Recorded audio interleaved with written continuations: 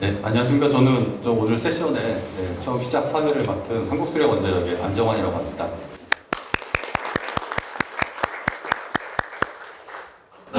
오늘 이 10번째 세션은 춘천국제물포럼 20주년을 맞이해서 한국수력원자력에서 통합물관리 실험을 위한 발전용 댐 활용 방안이라는 제목으로 준비한 세션이고요. 총 3개의 주제 발표와 4분의 토론자들을 모시고 120분간 토론과 주제 발표를 진행하도록 하겠습니다.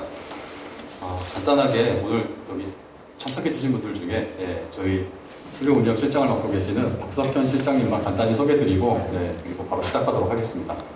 박석현 실장님이십니다. 이 주제인 이 발전용 댐 한강수계와 도성강 쪽까지 모든 발전용 댐 운영을 총괄하고 계십니다. 그럼 간단하게 오늘 좌장을 맡고 계시는 최동진 소장님만 소개를 드리고 마이크를 넘겨드리고 진행을 부탁드리도록 하겠습니다. 최동진 소장님이십니다.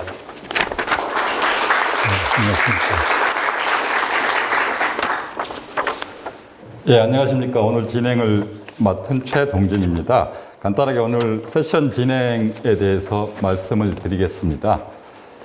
오늘 방금 말씀드린 바와 같이 3개의 주제에 대해서 각각 이제 3분이 발표를 하실 거고 이제 4분이 토론을 하실 겁니다.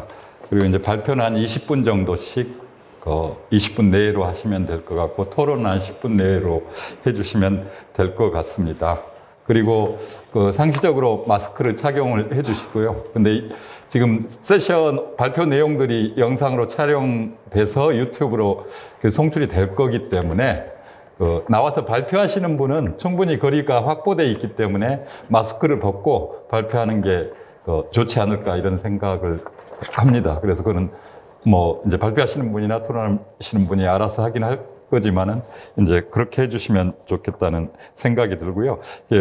발표와 토론이 끝난 다음에 이제 질의응답 시간이 있을 텐데 그때는 저희가 난 마이크가 하나뿐이어서 약간 진행이 더딜 수도 있는데 최대한 빨리 진행을 해보도록 하겠습니다. 그러면 먼저 간단하게 발표자와 토론자를 소개해드리고 주제 발표로 들어가겠습니다. 먼저 첫 번째 주제, 3개의 주제로 되어 있는데요. 오늘 이제 세션 키워드는 통합 물관리와 발전용 댐, 한강의 수력 발전 댐이겠죠. 이 2개가 키워드라고 할 수 있고 3개의 다른 주제로 발표를 하게 될 겁니다. 그래서 첫 번째 발표는 정창삼 인덕대학교 스마트건설방대학과 교수님께서 발전용 댐 이치수 능력 검토 및 수문학적 안전성 평가라는 제목으로 발표를 해 주실 거고요.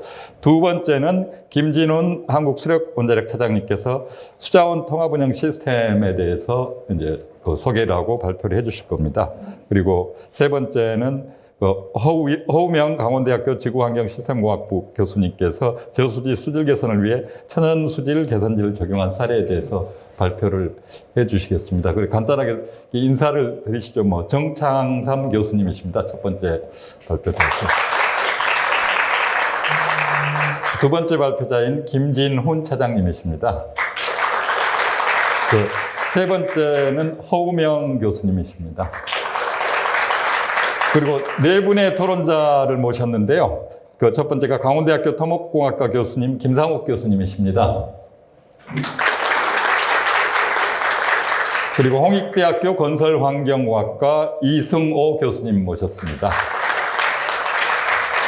그리고 주식회사 법과기술 대표이사님 이영근 박사님 모셨고요.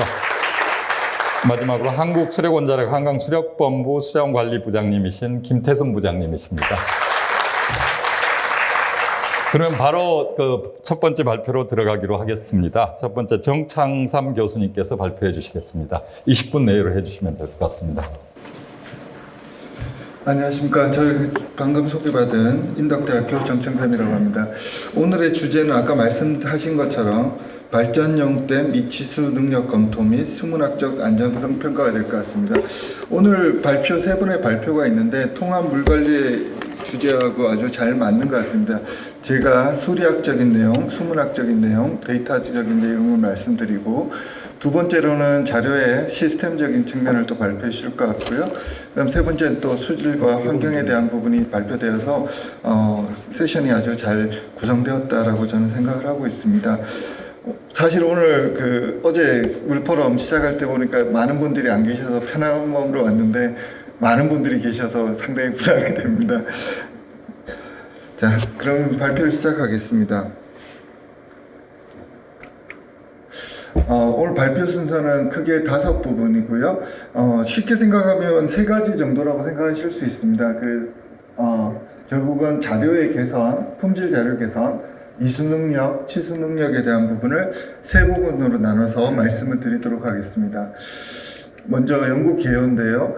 이 연구는 한국수력원자력에 저희서 작년까지 과제를 수주받아서 저희들이 수행했던 한국수자원학회에서 수행했던 연구 과제의 결과입니다. 그래서 먼저 연구 배경을 보면 최근에 이제 물관리 일원화로 인해 가지고 다목적 댐의 다목적화에 대한 요구들이 조금 있어 왔다. 그래서 이 부분을 저희들이 조금 검토를 좀 해봐야 되겠다. 그래서 기존 문헌을 좀 검토하고 그 다음에는 또 나아가서 이제 실제로 발전용 댐의 이수 능력이 어떤지에 대해서 기존의 방법이 아닌 새로운 방법을 좀 적용해서 그리고 새로운 데이터를 적용해서 이수 능력을 한번 검토해 봐야 되겠다. 그 다음에 또 치수 능력도 한번 똑같이 검토를 한번 해봐야 되겠다. 왜냐하면 기존에 보면은 발전용 때문에 이 치수 능력에 대해서는 2001년도 K-워터에서 나온 보고서가 있는데 이 보고서는 물론 20년이 지났고 그 다음에 그 값에 대해서 우리가 객관성을 조금 더 확인해 봐야 되겠다는 생각이 있었고요. 그래서 이런 연구 결과를 바탕으로 마지막으로는 이 치수 운영 기준을 조금 적용해 봐야 되겠다. 그래서 결국 객관적인 기준과 근거를 마련해서 용수 공급 능력과 홍수 조절 능력을 평가해 봐야 되겠다라는 겁니다. 이런 걸 통해 가지고 우리가 발전용 때문에 다목적화 논란을 어느 정도 해소시키고 안정적인 용수 공급하고 재난 대응 능력을 좀 향상시켜 봐야 되겠다는 연구 배경을 가지고 있었습니다. 그래서 아까 말씀드린 것처럼 크게 연구 꼭지는 범위는 4가지가 될 것 같습니다. 그래서 연구 다목적화에 대한 요구에 따라서 기존의 어떤 주변적인 여건, 그 다음에 문헌 여건 이런 것들을 좀 고민해 보는 부분이 있고요. 두 번째로는 실제로 한수원이 가지고 있는 10개의 발전용 댐에 대한 공급 능력을 조금 정확하게 평가해 봐야 되겠다라는 생각이 있었습니다. 그래서 아까 말씀드린 것처럼 이런 연구 결과를 통해 가지고 새로운 운영 기준을 좀 제시해야 되겠다라는 게 있었고요. 세 번째도 똑같습니다. 치수 부분에서 동일하게, 이수 부분과 동일하게 최신의 자료와 최신의 근거를 가지고 새로운 치수 능력을 검토해 봐야 되겠다. 그래서 이걸 통해서 운영 기준을 마련하는 쪽으로 저희들이 연구가 집중되었습니다. 그럼 이 연구의 범위는 그렇습니다. 데이터 품질 개선 쪽에서는 이제 발전용 댐, 한강수계 7개 댐 플러스 섬진강 수계에 있는 보성강 댐에 이르는 8개 댐을 대상으로 했고요. 그 다음에는 이수 능력, 치수 능력도 거의 유사합니다. 발전용 댐 한강수계 7개, 그 다음에 특히 보면은 이제 여기 나와 있는 5개소를 중점적으로 봤고요. 그 다음 남한강 수계에 있는 괴산댐하고 섬진강 수계에 있는 보성강댐 총 이렇게를 저희들이 검토해 봤다라고 말씀드리겠습니다. 그러면 이제 품질 개선 쪽에 대해서 먼저 말씀을 좀 드리겠습니다. 이 자료가 이제 조금 파워포인트가 36장인데요. 조금 이제 20분 안에 하기가 조금 부담스럽습니다만 그렇습니다. 수문 자료 굉장히 중요하다는 거 좀 누구나 알고 있습니다. 그런데 저희들이 이게 공식적인 걸로 알고 있는 이제 와미스의 자료하고 비교를 해보면 이제 보고서 당시하고 유입량이 보시면 크게 조금 차이 나는 것들을 볼 수 있습니다. 이런 수문 자료의 차이는 나중에 뒤에 보시면 아시겠지만은 동일한 재원으로 저희들이 어떤 댐 오퍼레이션 하더라도 유입량 자료에 의해서 예를 들어서 보면 춘천댐의 예를 보더라도 이 데이터 오류로 인해 가지고 용수 공급이 한 2억 톤 정도 감소할 수 있다라는 저희들이 연구를 해보았습니다. 그래서 결국은 이런 숨은 자료가 오류가 날 경우에는 운영 오류, 그 다음에는 어떤 손실들이 이어질 수 있기 때문에 이 데이터를 정확하게 다시 과거 자료를 검토하고 새로운 방법으로 보정하고 앞으로 생산되는 자료는 우리가 제시한 방안을 통해서 좀 더 객관적인 자료를 만들어 나가야겠다는 생각을 해봤습니다. 그래서 지금 보면 예를 들어서 보면 유입량이 보면 일정하게 쭉 나와야 되는데 데이터 오류로 인해서 기존 값보다 평균 유입량이 35 CMS 정도 되는데 갑자기 이제 250 CMS가 되는 거죠. 이거는 100% 명확한 오류인데요. 이런 오류로 통해서 보면 평균적으로 보면 큰 차이가 아닐 수 있지만 이런 것들로 인해서 용수 공급 측면에서 모든 양이 감소될 수 있는 그런 부분들이 있기 때문에 저희들이 이런 오류 값들을 반드시 수정해야 되겠다.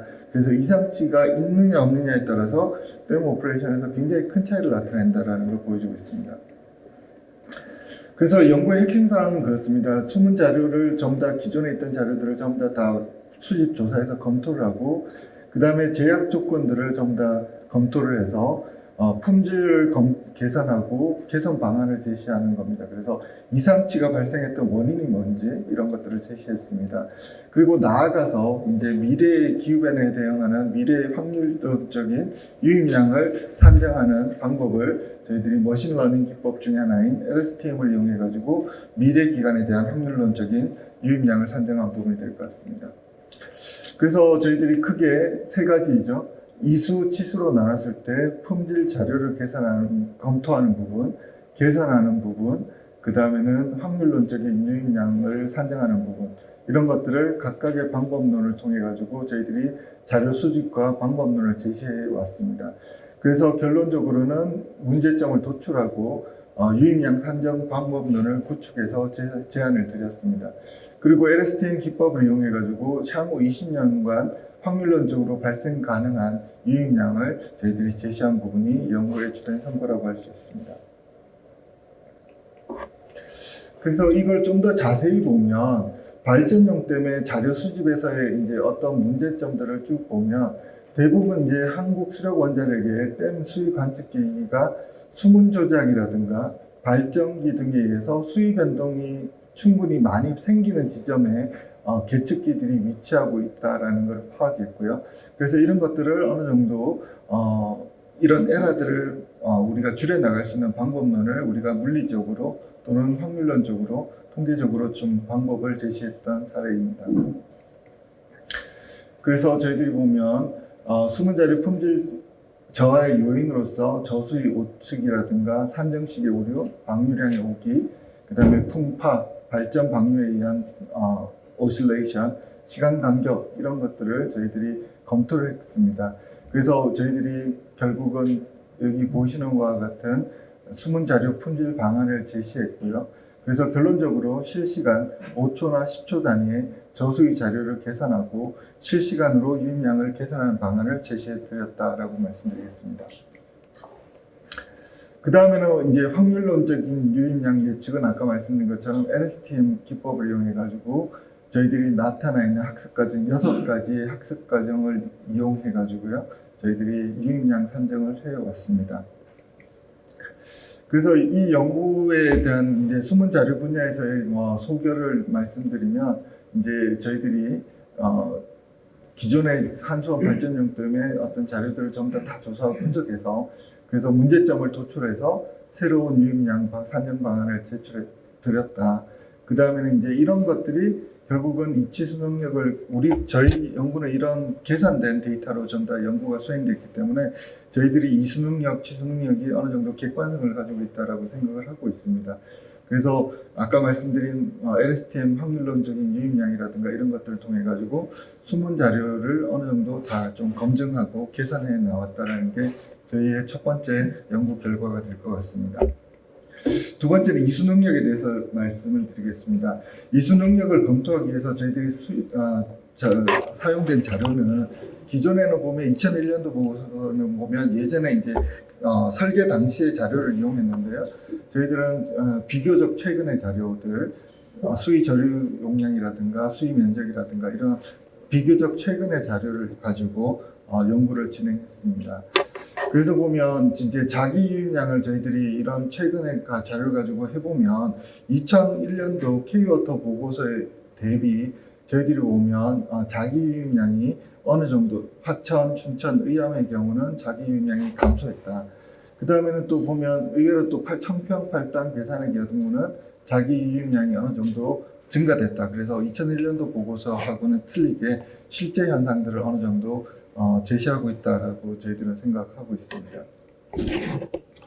그 다음에 저희가 또 이제 일수 능력을 검토하기 위해서 이 댐이 결국은 저류형 댐인지 비저류형 댐인지에 대한 것들을 좀 검토해 봤습니다. 그래서 저희들이 세 가지 방안을 검토해 봤는데요. 먼저는 첫 번째는 그걸 체크하기 위해서 최대 저류 용량 비율을 산정하는 방법, 그 다음에 저류 활동 기간을 보는 방법, 그 다음에 공급 능력의 증가 비율을 보는 방법, 이 세 가지 방법을 이제 사실은 처음으로 제안 드린 거죠. 이 댐이 사실은 저류형 댐인지 비저류형인지 사실 저희가 그냥 상식적으로 알고 있는 것들을 수치적으로 한번 증명해 봤습니다. 그래서 이 방법론을 제시하고 기존에 이제 수자공사에서 운영하는 다목적 댐들을 체크해 봤더니만 저희들이 생각하던 기준을 다 상회하기 때문에 실제로 이 댐들은 저류형 댐들이라는 걸 확인했고요. 이 방법론이 어느 정도 타당하다고 생각을 해보고 저희들이 한국수력원자력에서 운영하는 총 7개의 댐에 대해서 저희들이 검토를 해봤습니다. 그래서 방법론 1, 2, 3에 대해서 쭉 해본 결과 화천댐의 경우는 세 가지 방법론이 다 저류형으로 판명되기 때문에 저류형 댐이다.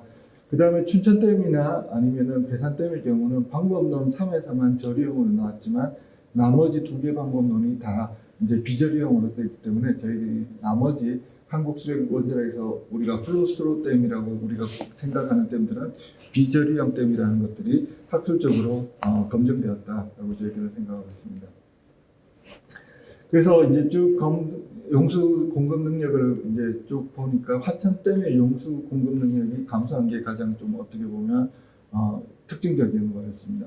그 원인은 이제 다들 아시겠지만 2003년도에 북한 용수위에 인남댐이 이제 건설되면서 유역 변경을 하면서 이제 유입량이 감소됐고, 그다음 또 한 가지 원인은 수위 저류량 관계 곡선을 보면 과거보다 저희들이 업데이트된 것들을 보면 저류 관계 곡선이 어느 정도 침사가 되었다는 걸 확인할 수 있었습니다. 그래서 저희들이 저수지 모의 운영에서 보면은 K워터하고 한국수력원자력 데이터가 상이하다는 걸 다시 확인할 수 있었습니다. 그 다음에는 K워터 분석 대비 의암댐의 용수 공급 능력이 감소했다. 그래서 보면은 이제 데이터가 예전에 잘못된 데이터를 집어넣기 때문에 저희들이 산정한 것이 어느 정도 타당하다고 저희들은 생각하고 있고요. 그래서 화천댐의 저류 공간이 감소함에 따라서 의암댐의 용수 공급 능력이 감소했다라고 저희들이 생각을 하고 있습니다. 그 외에도 보면은 춘천, 청평, 팔당, 괴산의 경우는 용수 공급 능력이 어느 정도 증가됐다라고 생각을 하고 있습니다. 이것들은 보면 상류댐의 모의 방류량하고 관측 방류량의 차이에서 기인하는 거기 때문에 좀 더 많은 방류가 일어났기 때문에 상류댐에서 그렇게 됐다고 생각을 하고 있고요. 그 다음에 보선강류의 경우는 이번에 처음으로 새롭게 제시를 했습니다. 그래서 저희들이 4단계에 대해서 운영 방안을 제시했습니다. 그래서 그러니까 기본 개인량 공급이 가능한 최소 저수량이 있는 경우에 대해서는 우리가 22CMS라고 하는 기본 공급량을 하고요. 그 다음에 관심 단계, 주의 단계, 심각 단계에 따라 가지고 저희들이 17CMS, 13CMS, 이제 8.8CMS에 따라서 비상 공급량을 공급하는 그런 우리가 운영 방안을 제시를 드렸었습니다. 그래서 이 이수 부분에서의 저희들이 생각을 소개를 내용들을 정리해 보면 아까 말씀드린 것처럼 저류형 화천댐만 유일하게 저류형 댐이다라는 걸 확인했다라는 게 있고요. 그 다음에 저희들이 이수 안전도 95%를 만족하는 저류형, 비저류형을 통해 가지고 저희들이 용수 공급 능력을 산정해서 아까 보여드렸던 표와 같은 운영 기준을 제시했습니다. 그 다음에 보시면은 한강수의 잉여 방류량을 하루 때문에 연결 모의 방법을 통해서 보면 총 용수 공급 능력을 산정해 보니까 총 공급 능력이 이제 6,300만 톤 정도 증가되었다라고 저희들이 생각을 하고 있습니다. 그 다음에는 이제 저희들이 확률론적으로 아까 LSTM을 통해서 확률론적인 유입량을 통해 가지고 과거에 이제 확률론적인 범위도 저희들이 산정을 했습니다. 그래서 용수 공급 능력이 전반적으로 하원 범위에 가까운 것으로 저희들이 분석이 됐고요. 그 다음에 또 말씀드린 것처럼 가뭄시에 발전용댐의 운영 방안도 제시를 드렸습니다.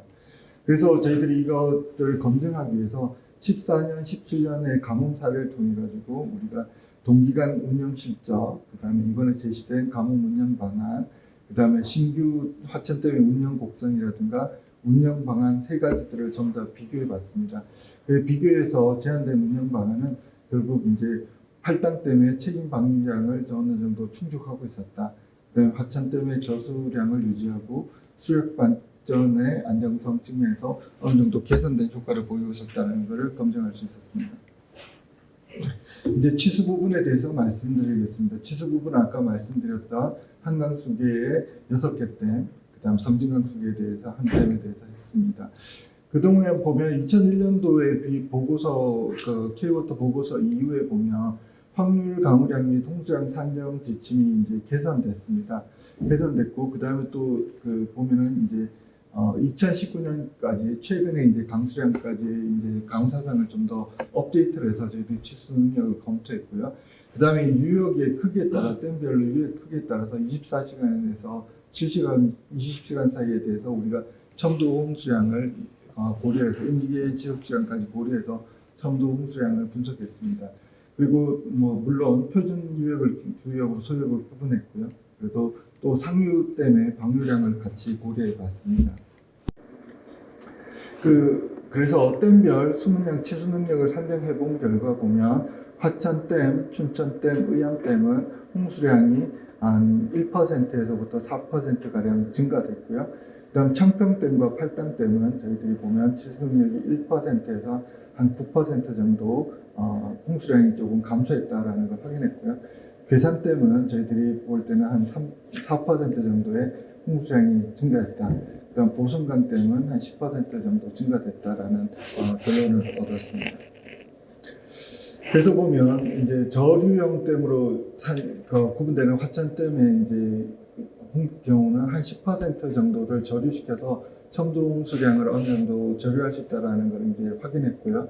비저류형의 경우는 이제 1% 미만의 능력을 갖고 있기 때문에 홍수 조절을 하기는 상당히 어렵지만 저희들이 화천댐과 연계 운영을 통해서 적극적인 오퍼레이션 룰을 통해서 어느 정도 저희들이 그거 효과를 거둘 수 있겠다라는 생각을 해봤습니다. 결론적으로 보면 춘천, 의암, 청평댐까지 최대 방류량까지 도달 시간이 31시간에서 36시간 정도 된다라는 것들이 저희들이 알고 있는 내용들이고요. 그래서 이제 임계 지속 시간보다 이제 짧은 시간으로 이제 상륙된 방류량을 해서 계획 홍수기까지 수위가 도달하더라라는 걸 확인할 수 있었습니다. 그래서 결론적으로 보면 화천댐의 홍수 조절 능력에 의해서 북한강 수계가 절대적인 지배를 받고 있다는 거. 그래서 이제 저희들이 결국은 화천댐의 홍수 조절 능력하고 홍수 조절 배분, 시간의 배분을 통해 가지고 어느 정도 홍수에 대응할 수 있을 거다라고 생각을 하고 있습니다. 그래서 보시면 이제 활용 방안, 저희들이 연구 결과는 이제 화천댐의 경우는 저희들이 만들었던 모델을 통해서 즉각적인 이제 유입량 예측 방안을 화천댐에 적용할 수 있을 것 같고요. 그다음 비저류형댐의 경우는 이제 저류 시간 등을 감안한 하류 방류 계획을 수립하는 데 있어서 큰 도움이 될 거다라고 저희들이 생각을 하고 있고, 나아가서 보면 팔당댐에서부터 춘천댐 구간의 연계 운영 방안을 수립할 때 활용될 수 있을 거다라고 생각을 하고 있습니다. 그래서 보시면 이제 여기 보면 이제 상류 이제 북한강 수계 평화댐으로부터 시작해가지고 도달 시간별로 저희들이 강우 인덱스를 이용해가지고 예전에 저희들이 괴산댐에 대해서 이런 이제 운영 룰을 한번 만들어 드린 적이 있는데요. 이제 강우 매트릭스를 이용해가지고 실무자들이 이용할 수 쉽게 저희들이 도달 시간을 고려한 강우 매트릭스별로 댐 오퍼레이션 룰들을 만들어 드렸던, 그래서 유입량, 수위 상승분을 예측해 가면서 적절하게 댐 오퍼레이션을 할 수 있는 룰들을 운영 기준을 만들어 드렸던 사례입니다. 소개를 말씀드리겠습니다. 그래서 보면은 이제 과거보다는 좀 더 쭉 해보면 새로운 자료를 보면 이제 증가되는 댐도 있고 감소되는 댐도 있었다. 그 다음에 치수 부분에서 동일하게 화천댐만 저리형으로 나타났었다라고 저희들이 생각을 하고 있습니다. 그래서 이제 화천댐의 10%의 피크 값을 확보할 수 있었던 내용들에 대해서 말씀을 드렸고요. 그래서 이제 연계 운영을 통해서 각각의 저희들이 적절한 운영 기준을 제시드렸다라는 게 어쩌면 치수 부분에서의 적절한 소개를 해당될 것 같습니다. 결론을 말씀드리겠습니다. 본 연구를 통해 가지고 발전용 때문에 이제 그 문헌 조사를 통해 가지고 많은 연구 사례들을 제시했고요. 그래서 결국은 이 발전용 도움의 이 치수 능력을 검토하려고 그러면 데이터 보정이 가장 중요하다. 그래서 저희들이 데이터도 수정하고 앞으로 생성되는 데이터에 대해서 수정 방안들을 제시했습니다. 그 다음에는 저희들이 보고서에 자세히 나타나 있지만 발전용 때문에 이수 능력과 치수 능력을 적절하게 검토하고 저희들이 제시한 운영 기준을 제시드렸다라는 게 어떻게 보면 결론이라고 할 수 있습니다.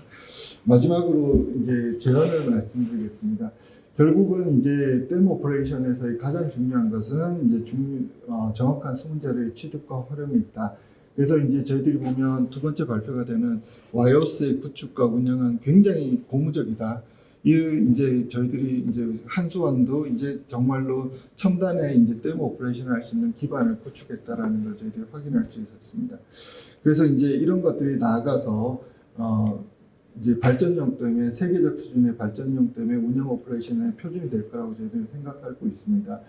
그리고 이제 시시각각 변하는 수문 환경에서 댐 오퍼레이션은 굉장히 시행착오가 좀 필요한 부분이죠. 그래서 이제 최적의 결과를 얻기 위해서는 와이어스가 이제 구축됐다고 해서 그리고 저희 연구 결과가 나왔다 그래서 당장 이것들이 100% 효과를 내기는 어렵고 조금 더 시간이 필요하겠지만 기반은 구축되어 있고 저희들이 점점 더 개선해 나갈 수 있을 거라고 생각을 할 수 있습니다.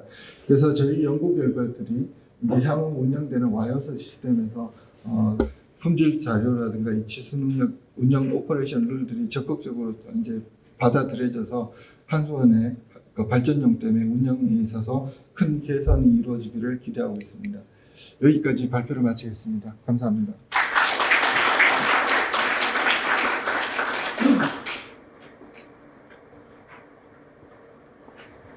예, 시간을 잘 지켜주셔서 감사합니다. 예, 결론하고 제언을 말씀을 해주셨기 때문에 제가 따로 요약을 안 해도 될 것 같습니다.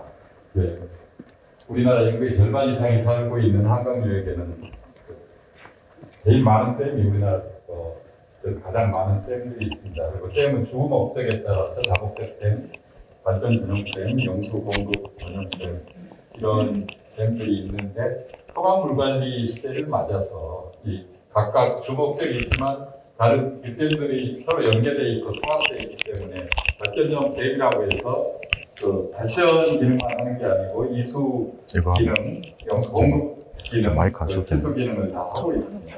여기에 아직 객관적이고 구체적인 평가가 제대로 안 돼 있었는데 그런 평가를 해주시고 그리고 기존의 데이터들 가장 중요한 기초 데이터들에 대한 개선 방안 이런 것들을 제시해 주셨던 것 같습니다. 그래서 이거하고 연계를 시켜서 이제 통합적인 지역 발전 댐들의 통합적인 관리 시스템 이런 것들을 어떻게 할까 하는 주제로 김진훈 한국수력원자력 차장님께서 수자원 통합 운영 시스템에 대해서 소개를 해주시겠습니다. 차장님, 네, 방금 소개받은 김진훈 차장입니다. 앞서 그 정차장 교수님께서 와이오스, 이제 저희는 유이오스라고 하는데요. 유이오스 시스템 소개를 잘 해주셔가지고 간단하게 좀 이제 간략하게 소개만 드리고 마치도록 하겠습니다. 예, 순서는 이렇고요. 유인모라고 좀 다르게 우선 저희 수자원 통합 운영센터 소개를 좀 먼저 드리고요. 그 다음에 저희들이 썼던 모형들, 그 다음에 시뮬레이터 어떤 소개를 좀 간략하게 드리도록 하겠습니다.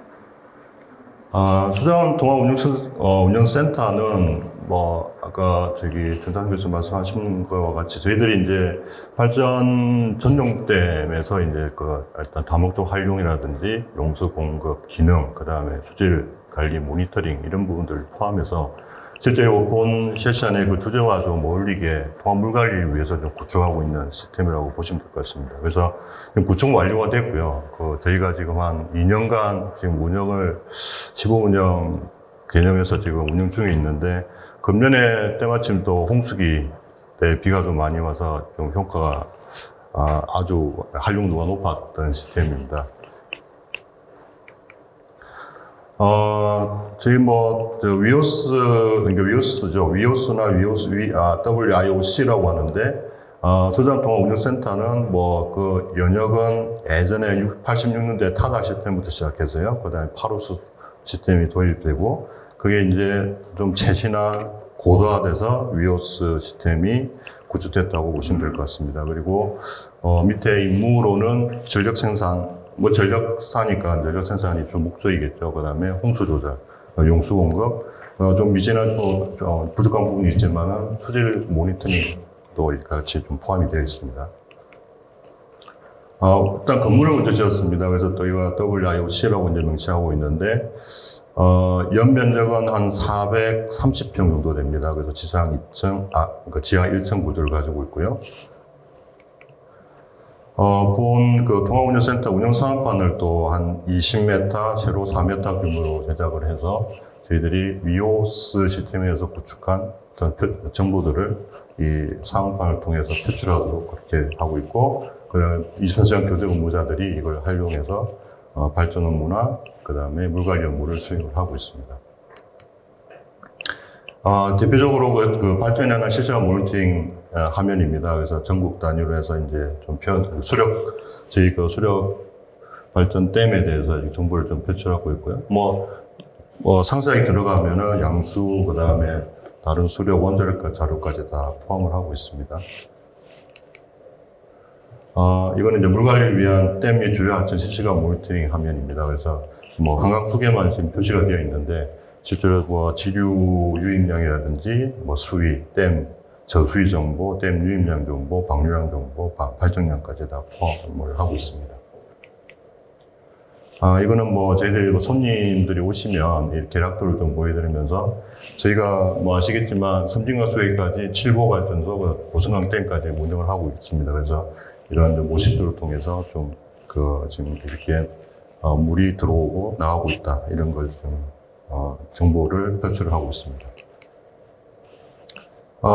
이런 시스템을 이제 개발을 하려고 하면 기본적으로 저기 아까 시나리오도 말씀하셨는데 모델이 필요합니다. 그래서 근본 발표에서는 홍수 쪽, 그러니까 저희 발전용 댐이 어떻게 홍수 조절을 하고 있는지 그 부분에 대해서 이제 좀 설명을 드리겠습니다. 그래서 저희들은 통칭해서 댐 운영이라고 말씀을 드리는데요. 댐 운영은 단순히 수문학적 접근보다는 요새는 이제 수문 기상학적 접근을 많이 하고 있습니다. 학문적으로도 수문 기상학이 이제 생길 정도죠. 그래서 단순히 그러니까 지금까지 현재 시간까지의 예측을 떠나서 앞으로 얼마만큼 유입량이 예측할 것이냐, 그걸 이제 기간별로 좀 구분을 해서 단기, 중기, 장기 이렇게 좀 구분해서 활용하고 있습니다. 그리고 기상청도 잘 아시겠지만 GDAPS라든지 LDAPS, 그다음에 글로시5 같은 장기 모델까지 여러 가지 수치예보 모델을 제공을 하고 있습니다. 이런 모델들을 활용해서 댐 운영에 필요한 댐 유입량 예측을 장기, 중기, 장기로, 그러니까 단기, 중기, 장기로 이렇게 예측을 할 수가 있습니다. 댐 운영 시스템 구성은 여러 가지 구성 요소가 있습니다. 관측이 일단 돼야 되고요. 그 다음에 좋은 모델이 있어야 되고, 요즘에 이제 위성 자료나 레이더 자료를 많이 활용을 하고 있고요. 수치예보 자료도 포함을 하고 있습니다. 위성적인 댐 운영 시스템 조건으로는 모형도 좋아야 되지만 자료의 어떤 정확도도 우수해야 된다. 여러 가지 요소들을 포함하고 있고요. 모형입니다. 저희 이제 홍수를 모형으로 이제 좀 설명을 드릴 건데, 저희가 가끔 이제 댐 운영을 할 때, 상경모도 마찬가지겠지만, 저희가 상단강무, 그러니까 댐이 지금 비어져 있는 상태에서 어느 정도의 비가 오면 댐이 찰 것이냐, 상시만수나 계획홍수가 찰 것이냐, 상당호를 계산하는데, 이때 주로 사용하는 게 합리식입니다. 합리식도 간단한 모형이라고 보시면 되죠. 그래서 실제로 그 국내 환경부의 하천에 이제 홍수예보라는 홍수예측 모형도 이런 조류함수 모형으로 지금 구축이 되어 있다고 말씀드릴 수가 있고요. 그래서 이제 이러한 그 강우에 대한 유출 현상, 그렇죠. 댐으로 봤을 때는 댐 유입량 예측이죠. 이 자연 현상을 예측하는 데는 여러 가지 이제 모형, 기법, 물리적인 접근, 이론적인 접근들이 존재를 합니다. 그래서 방금 말씀드린 조류함수 모형 같은 경우에는 저희가 뭐 개념적이다, 뭐 이론적이다, 활동적 집중력이다, 사정형이다 이렇게 말을 쓰는데 이거는 조금 그러니까 오차를 좀 많이 포함을 하고 있습니다. 그러니까 자연현상을 예측하는 데 있어서 너무 단순하게 접근하면은 오차가 발생한다. 그럼 그 오차를 줄일 수 있는 방법이 뭐겠느냐? 그거는 부분에 대해서 말씀드리겠습니다. 그래서 저희가 저희도 그 홍수 통제소하고 유사하게 조류함수법을 쓰고 있거든요. 그 조류함수법에 대한 권한은 이 저류 방정식에서 출발을 하고 있습니다. 이 저류 방정식 보시면 아시겠지만 들어온 게 있으면 나가는 게 있고 저류되는 게 있고 이 합이 제로가 되는 겁니다. 그래서 어떤 물추지 개념인데 이 델타 S에는 어떤 침투, 증발수장하고요. 수문하고 좀 많은 손실량이 다 반영이 되어 있습니다. 그래서 저희 이 저류함수 식을 제일 먼저 적용한 사람이 클락이라는 분이시죠. 그래서 이게 이제 그러니까 선형적인 조건으로 했고요. 그 다음에 이 미지수가 두 개이기 때문에 S는 KO라는 선형식을 도입을 해서 미지수를 하나 없앴죠. 그래서 우리가 알고 싶어 하는 O를 계산하는 겁니다. 이 모형은 대표적으로 저희가 핵원이라는 모형에 이제 탑재가 되어 있고요. 이 핵원이 뭐 전체적으로 많이 쓰고 있어요. 지금도 저희 하천 설계 기준에 설계 홍수량 계산할 때 쓰고 있어요. 이게 이제 뭐 기저유량 이런 것을 떠나서 이제 피크 유량에 대한 어떤 예측 정확도가 굉장히 높기 때문에 아직도 실무에서 많이 활용되고 있는 모형입니다. 근데 이 그러니까 클락의 선형 조수지법은 선형 기법이죠. 근데 일본 사람들이 이걸 참 잘하는데 61년에 기분하는 사람이 선형적으로 볼 수가 없다. 비선형으로 봐야 된다. 이렇게 좀 바꾸죠. 그러면 이제 저류함수 모형이라는 게 만들어지는데 유사합니다. S는 K에 O에 P성이라는 멱함수를 도입합니다. 그래서 비선형으로 본 겁니다. 그래서 조금 뭐 자연현상을 더 적합하게 모의한다고는 할 수는 있습니다. 근데 이제 이 모형도 뭐 간단하긴 한데 단점이 있습니다. 너무 이벤트 오리엔티드라고 하죠. 그러니까 강우의 양이나 강우의 지속 시간에 따라서 그 모형이 가지고 있는 매개 변수가 너무 천차만별 다르다는 겁니다. 물리학적으로 의미가 없다는 겁니다. 그래서 이런 매개 변수를 계속 이제 실시간으로 예를 들어서 예보하는 사람들이 매개 변수를 수정하고 보정하고 하는 것들이 지금 하천 홍수 예보에서 지금 이루어져 있는 그런 예보 과정이라고 보시면 될 것 같습니다. 매개가 산업 여러 가지가 있고요. 그 다음에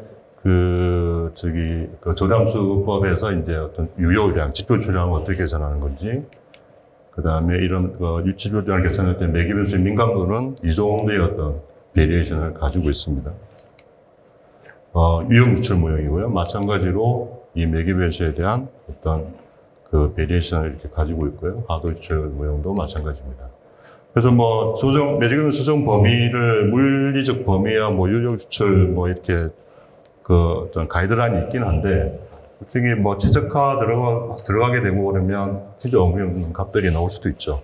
그래서 이러한 저류함수법이 간단하면서 좀 계산 시간이 빠른 장점은 있기는 합니다. 근데 이러한 단점이 있기 때문에 이걸 좀 개선을 해야 될 것 같습니다. 그래서 저희들은 접근한 게 이 오차를 어떻게 개선할 것이냐, 이렇게 도입을 한 게 추계학적 방법, 자료동화 기법을 좀 도입을 했고요. 그 다음에 호트니안 플로우 개념에서 토양수 모형, 연속형 모형으로 해서 세츄레이트 플로우가 될 수 있도록 토양수 모형 도입을 했습니다. 그래서 이제 이렇게 접근하는 거를 이렇게 직선화시켜가지고 접근하는 걸로 이제 모형을 좀 변경을 했습니다. 그래서 이제 추계학적 방법은 칼만 피트 기법을 도입을 했고요. 이거는 이제 전 시간의 오차를 분석해서 그 오차를 현 시간에 보정해주는 이런 기법입니다. 요새 딥러닝이라든지 빅데이터의 어떤 전신이라고 할 수 있다고 할 수 있겠죠.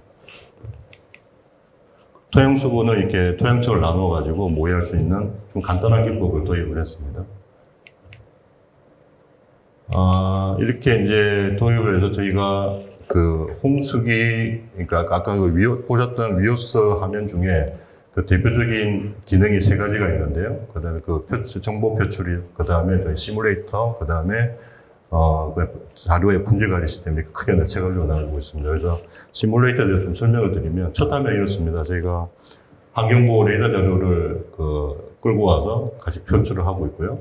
이 화면은 이제 실시간으로 댐 유입량이라든지 방류량을 예측할 수 있는 스케줄러의 결과들이 이렇게 표출되고 있습니다. 시뮬레이터 들어가시면 뭐 이거 댐 운영이나 아니면 하천 홍수 예보 하신 분들은 잘 아실 텐데 대부분 이렇게 그 예측 시간이라든지 대상 유역, 대상 댐이라든지 그 다음에 강우 패턴을 어떻게 줄 것이냐, 그 다음에 주요 지류 유입물은 어떻게 되냐, 그 다음에 방류를 하게 되면 하루의 수위는 어떻게 되는지 이런 것들이 모든 정보들이 표출되고 있습니다. 그리고 저희들도 마찬가지로 그 강우 예측 부분에서는 수치예보 자료가 바로 이제 직접적으로 입력이 되기는 하는데 뭐 그걸 바탕으로 해서 수치예보 자료가 뭐 좀 작게 모의될 수도 있고 많이 모의될 수도 있는데 어떤 패턴이나 뭐 강우 지속 시간이나 요새 그 정확도로 봤을 때는 굉장히 그 정확도가 올라왔습니다. 그래서 뭐 필요하다면은 조금 조절일 수도 있는데 어떤 분포, 8가지 분포형이라든지 허프의 그 4분위까지 활용할 수 있도록 구축을 했습니다. 허퍼의 4분위법은 보시는 분포를 가지고 있고요. 뭐, 댐 운영, 그 롱 기법은 여러 가지 있습니다. 그래서 저희들은 뭐, 오토롬 주로 이용을 하고 있고요. 그 다음에 이제 예측이 조금 잘 되면 이제 테크니컬 롱을 좀 활용을 하고 있습니다.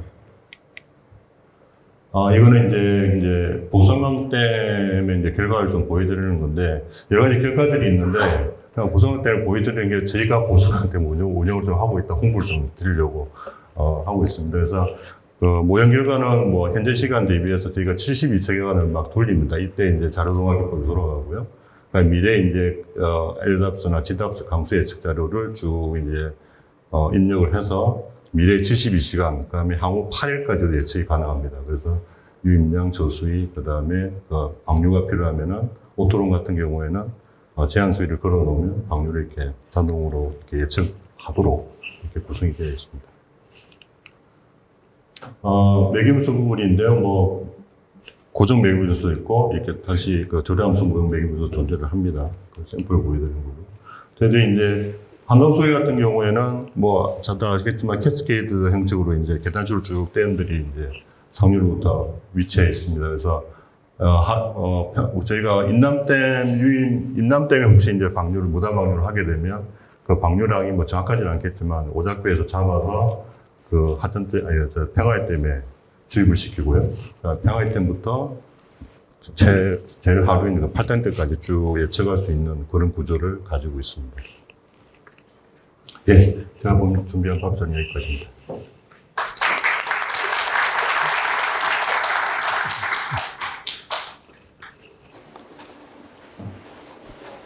예, 감사합니다. 예, 요즘 정부에서 그 의사결정이나 정책 결정할 때 가장 강조하는 게 과학적인 근거하고 분석 데이터라고 할 수 있겠죠. 그런 면에서 발제자께서 발표해 주신 부분들은 그런 과학적인 데이터들을 어떻게 이제 그 정확도를 높이고 확보할 건가, 그리고 실제로 이제 과학적인 데이터하고 통합 운영 시스템에 의해서 어떻게 이제 운영을 하고 의사결정을 하는가 하는 것들을 소개해 주셨습니다. 뭐 저희들 통합 물 관리할 때 이제 운영의 통합도 중요하지만 그런 얘기도 많이 했습니다.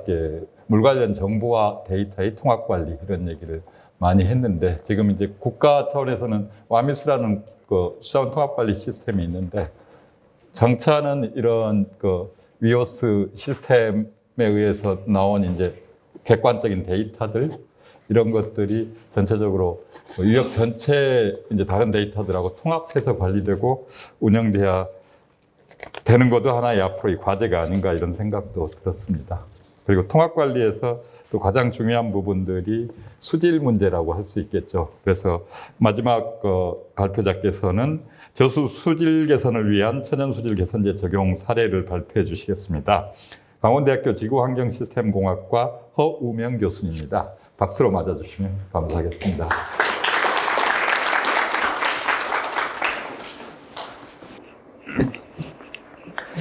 예, 강원대학교 허우명입니다. 제가 지금 이제 한국 수생태 보건협회 협회장을 맡고 있는데, 협회 소개를 잠깐 하면은,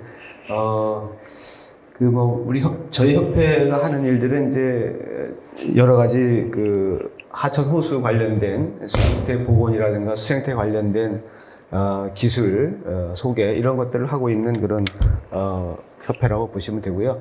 또 환경부에 저희들이 수생태 보건 관련된 일들을 질의도 하고 건의도 하고 해서 같이 이제 협의하고 이런 부분도 있고요.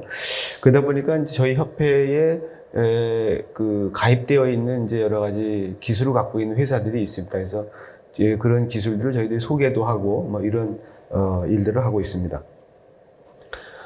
제가 이제 전공이 호수학을 하다 보니까 사실은 지금 이제 앞에서 우리 주로 수문 쪽을 말씀하셨는데, 수량과 수질은 뗄래야 뗄 수 없는 관계에 있거든요. 그래서 이제 수질이 좋아져야 일단은 활용 가치가 높아지기 때문에 활용에 어려움이 있는 1년 동안에 적게는 1, 2개월, 길게는 6개월 이상 사실은 우리가 물 사용하는 데 있어서 적절하지 않은 물을 가지고 있고, 그것이 강우에 이제 주로 의해서 발생하기 때문에 그걸 우리가 단기적으로 어떻게 하지 않으면 물 관리가 쉽지 않다. 지금 이제 행정에서 하고 있는 재정 사업을 투입해서 하는 많은 중장기 계획들이 있긴 하지만 그 사업들을 가지고는 우리가 이제 요구하는 그런 적절한 수준의 수질을 확보하는 데는 어려움이 있다. 그래서 우리가 단기적인 대책을 가지고 있어야 되지 않는가. 그래서 그게 제가 하나의 지금 제시하려고 하는 게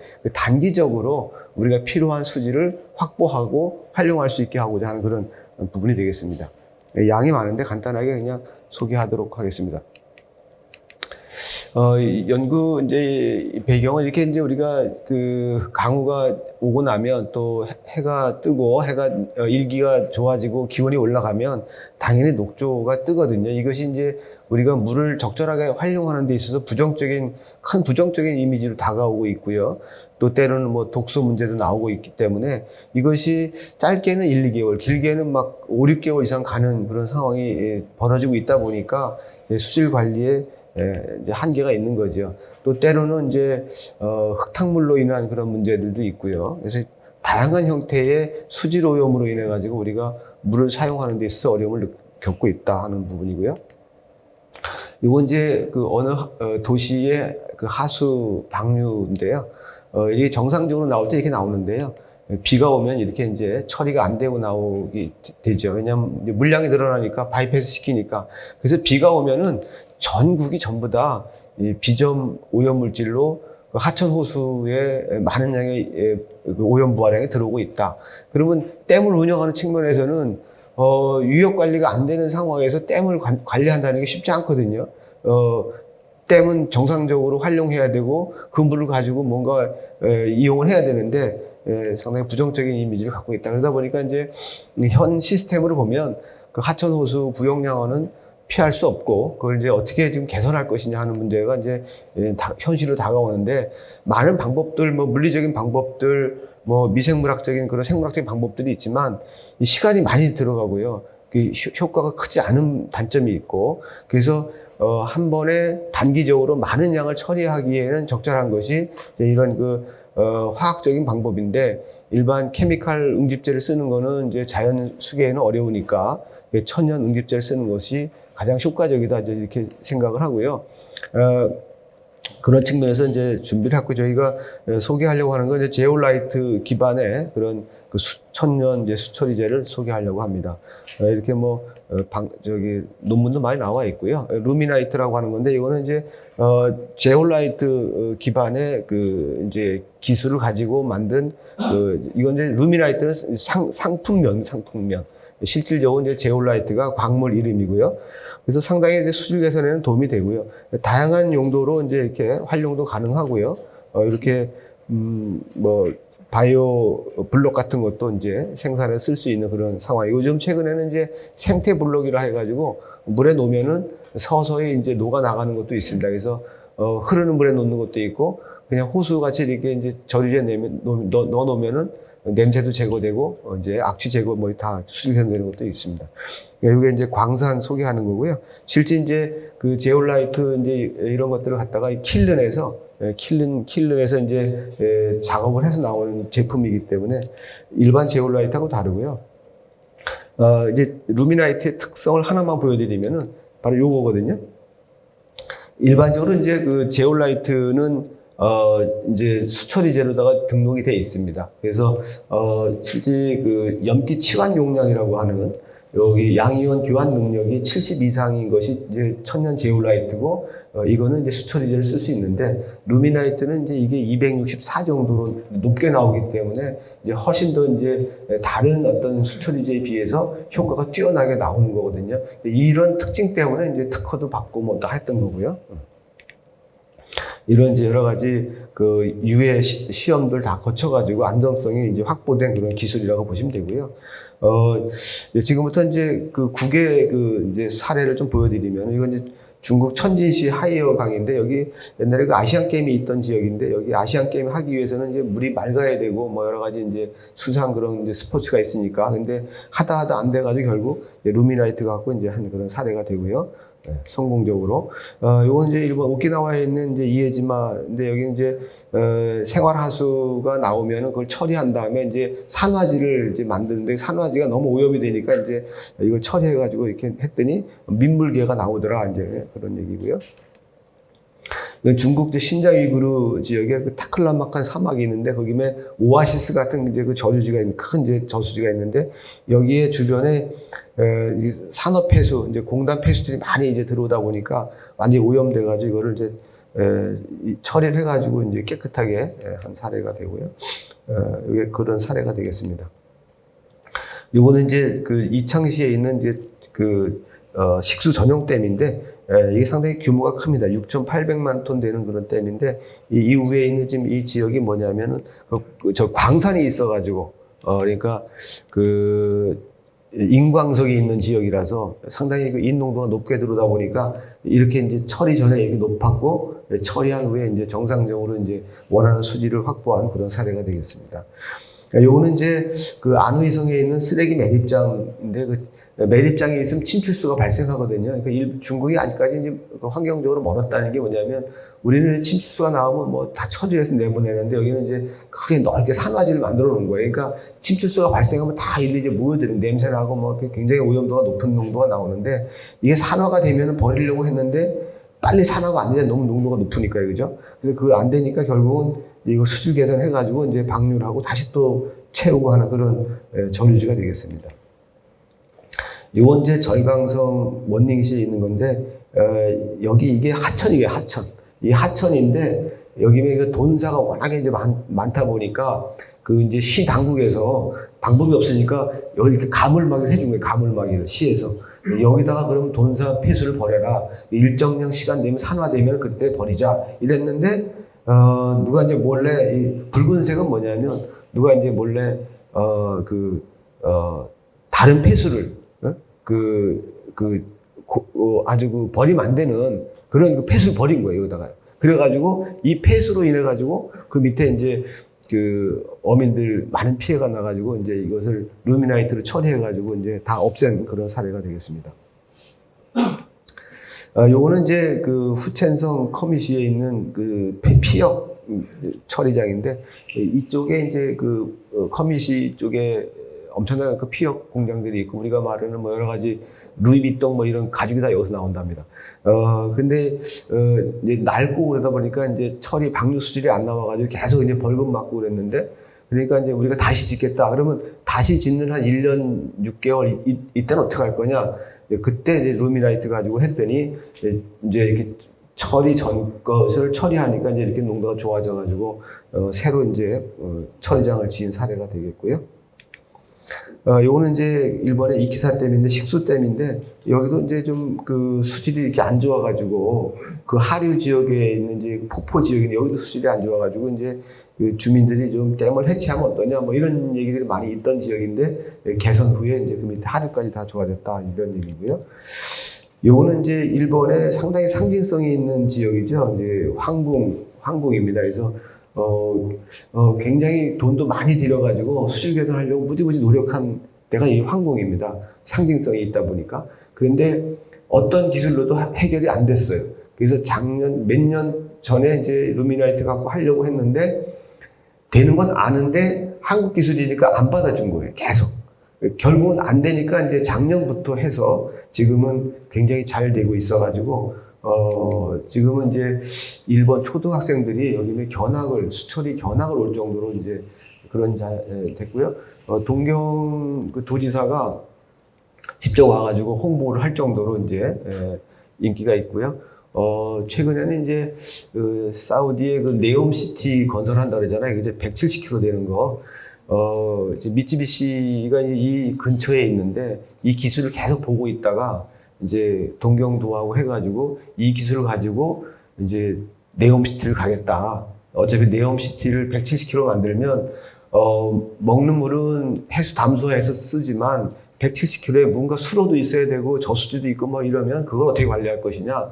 그거를 이제 동경도지사가 그 아랍어를 잘한답니다. 그래서 전화해줘가지고 이제 미쓰비시하고 연결해서 지금 가려고 하는 그런 추세에 따르는데 저는 생각에 우리 그 한국 기술이 왜 그 일본 기업이 사우디를 가져가려고 하느냐 이제 이런 얘기를 제가 한번 환경부에 한 적이 있거든요. 이게 이제 마찬가지 에도성 그 외호 쪽에 지금 다 수질 올해도 했고요. 여기가 이제 그 유네스코로 등재되어 있는 그 식기나인인데 유네스코로 등재되어 있으면 여기는 물고기도 그 문화재거든요. 그래서 한 마리도 죽으면 안 되는 굉장히 조심스럽게 해야 되는 그런 지역이고요. 여기도 마찬가지고요. 여기 이제 그 효고에는 이제 아카시성 해자 이렇게 이제 한 부분이고요. 그래서 과거에 이제 물고기가 잘 안 보였는데 지금 이제 다 이렇게 보이게끔 했다는 것이고요. 요건 이제 도암댐 하류에 있는 그 한 4km, 5km 내려가면은 침사조가 하나 있습니다. 이 침사조가. 여기서 이제 도암댐이 그동안에 이제 20년간 발전을 못했기 때문에 한번 이 기술을 가지고 해볼까 이제 그래가지고 그 저류지에다가 이제 도암댐 그 방류수 흙탕물 났을 때 그걸 담아가지고 했더니 굉장히 수질이 좋아지고 상당히 빠른 시간 내에 이제 거의 부유물은 뭐 98%, 이는 100% 제거가 되는 그런 기술이고 실제 눈에 안 보였던 그런 많은 물고기하고 이제 그런 일급수에 사는 새우까지 거기서 보였던 그런 사례가 되겠습니다. 그래서 이건 YTN이 제 연구실에 와가지고 이제 루미나이트가 얼마나 빨리 깔아앉는가 실험했던 건데 이건 넘기기 위해서 시간이 없으니까 넘기겠습니다. 이제 횡성 주천강 여기 이제 소수력이 있는데 여기도 이제 그 소수력이다 보니까 이제 물이 좀 안 좋아져가지고 주민들 민원 때문에 수질 개선했던 사례고요. 좋아졌다는 사례고요. 이건 방곡저수지 여기 이제 한 17만 톤 되는 지역인데 굉장히 수질이 뭐 안 좋고 색깔도 까맣습니다. 사실 물이 생각보다도. 근데 그거를 이제 개선해가지고 수심도 얼마 안 나오고 굉장히 오랫동안 퇴적물들 쌓이고 뭐 이래가지고 안 좋았는데 여기도 개선해가지고 좋은 수질을 만들어낸 사례고요. 퇴적물도 뭐 어차피 루미나이트 자체가 이제 천연 광물질이다 보니까 뭐 퇴적물 전후에 개선 전후에 아무 문제가 없고요. 요 의암호 이제 1차적으로 이제 그 남조류 나왔을 때 한번 했는데 이게 수질 개선제로 쓰면 좋은데 조류 제거제로 쓰면 되게 어려워가지고 8톤만 쓰고 그다음에는 이제 춘천시랑 협의해가지고 수질 개선제로 해가지고서는 이제 좀 넓은 영역을 이렇게 수질 개선했던 사례고요. 이 사례 이후에 수질이 여기 공지처는 되게 좋아졌고요. 이게 전체적으로 이제 수질이 다 개선된 거, 총인, 뭐 부유물질 그런 다 재건 보이고요. 그 보트장 주인이 전화가 왔어요. 하루는 그 카톡이 왔더라고요. 그러니까 수달 처음 봤다고, 수질 개선 후에 수달 봤다고 이제 전화가 와가지고 수달입니다. 이건 강릉 장현저수지고요. 강릉 장현저수지는 이제 그 도암댐을 정상 가동한다면 그게 이제 강릉, 남대천, 성산을 통해 가지고 흘러가는데 그 이제 강릉 주민들이 그러면 이 기술이 좋다면 강릉에서 한번 하면 좋겠다 이래 가지고 이제 강릉 장현서 수질 개선을 한번 한 사례입니다. 그래서 강릉 주민들이 보겠다 그래가지고 그래서 했더니 이제 상당히 이제 그 개선 이후에 뭐 대체로 이제 그 모든 항목 뭐 SS나 TP 이런 것들이 거의 97, 8% 이상 개선된 사례고요. 그래서 이렇게 이제 완전히 뭐 유기탄소라든가 부유물질 총액 이것이 이제 95% 이상 제거된 사례를 볼 수 있습니다.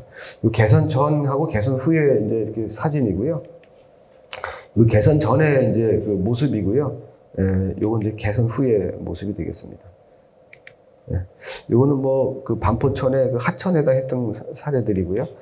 퇴적물도 이건 제가 이제 실험실에서 쭉 이제 루미나이트를 넣어가지고 퇴적물을 갖다가 이렇게 해봤더니 실질적으로 루미나이트를 넣은 데서 용출이 안 일어나고 계속 같은 TP나 DIP가 요건 이제 원수고요. 요거는 이제 루미나이트를 농도별로 넣었는데 농도 많이 넣은 것이 이제 계속 다 이렇게 넣은 만큼 계속 유지가 되고 있고, 재용출이 안 되고요.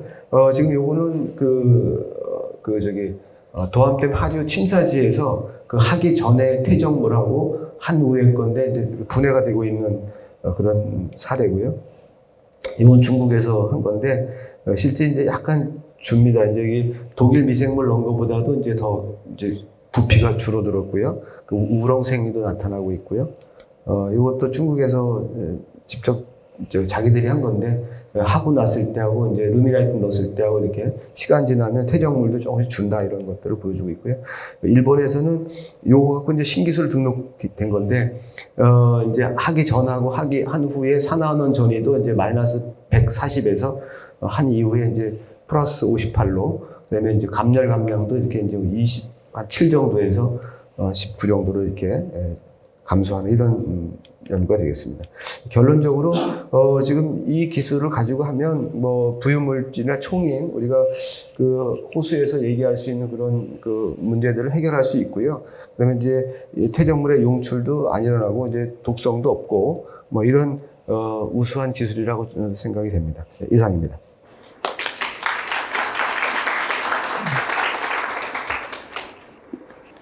발전용 댐의 이제 이수 치수 활용을 이제 말씀드렸는데, 그 물을 이제 이용을 하거나 또 친수 활동을 할 때 가장 중요한 게 이제 수질 문제인 것 같습니다. 근본적으로 이제 저수지나 댐의 수질 문제는 물이 흐름을 개선하거나 그 오염 물질을 타단하는 게 근본적이겠지만은 그 최근에 이제 기후 변화의 영향, 그 다음에 지역적 여건에 따라서 국지적으로, 일시적으로 수질이 안 좋아지는 경우가 많이 있습니다. 그리고 그런 것 때문에 이제 댐 전체가 도암댐 같은 경우 수질 문제도 있고 하는데 이 다양한 시도들이 있는 것 같고 그 중에 이제 유용한 한 사례들을 소개해 주신 것 같습니다. 그리고 이에 대해서는 이제 저수질과 관련해서 전반적으로 나중에 패널들이나 플로에서 토론을 해 주시면 될 것 같고요.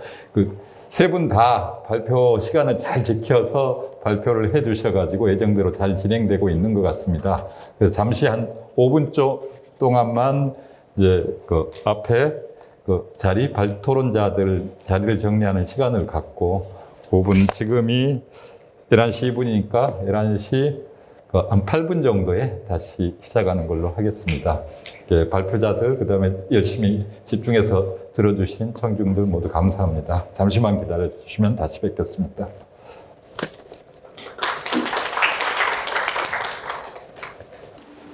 예, 2부 패널 토의 시간을 진행을 하겠습니다.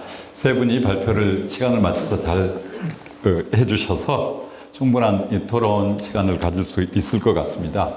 먼저 오늘 토론해 주실 분을 다시 한번 소개해 드리겠습니다. 강원대학교 토목공학과 김상욱 교수님이 제일 먼저 토론을 해 주실 거고요. 그 다음에 홍익대학교 건설환경공학과 이승호 교수님이십니다. 그리고 법과기술 이영근 대표님이십니다. 그리고 한국수력원자력 한국수력본부 사업관리부 김태순 부장님이십니다.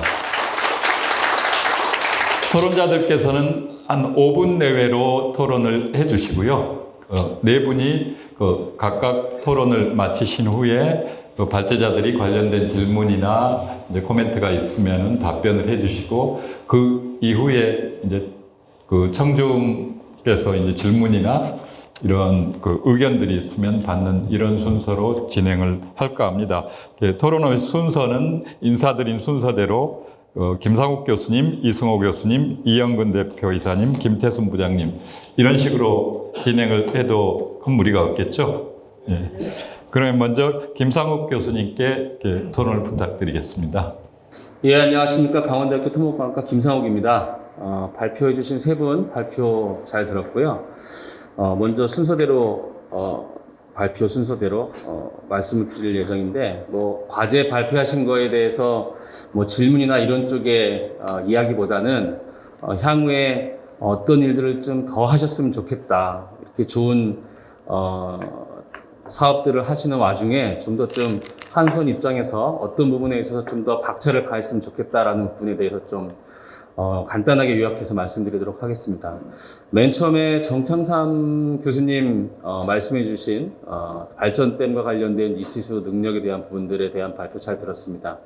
다목적 댐 같은 경우에는 굉장히 많은 연구도 있었고 실질적으로 연구 결과를 이용해서 댐 운영도 하고 있고 그렇죠. 꽤 오랜 시간 동안 작업이 진행됐고요. 그러나 발전댐 같은 경우에는 지금 발표해 주신 내용과 같은 연구들이 굉장히 희귀합니다. 우리나라에서는 거의 제가 오늘 발표해 주시는 것들에 대한 내용은 거의 정리해서 전체적으로 보여주시는 건 처음 본 것 같고요.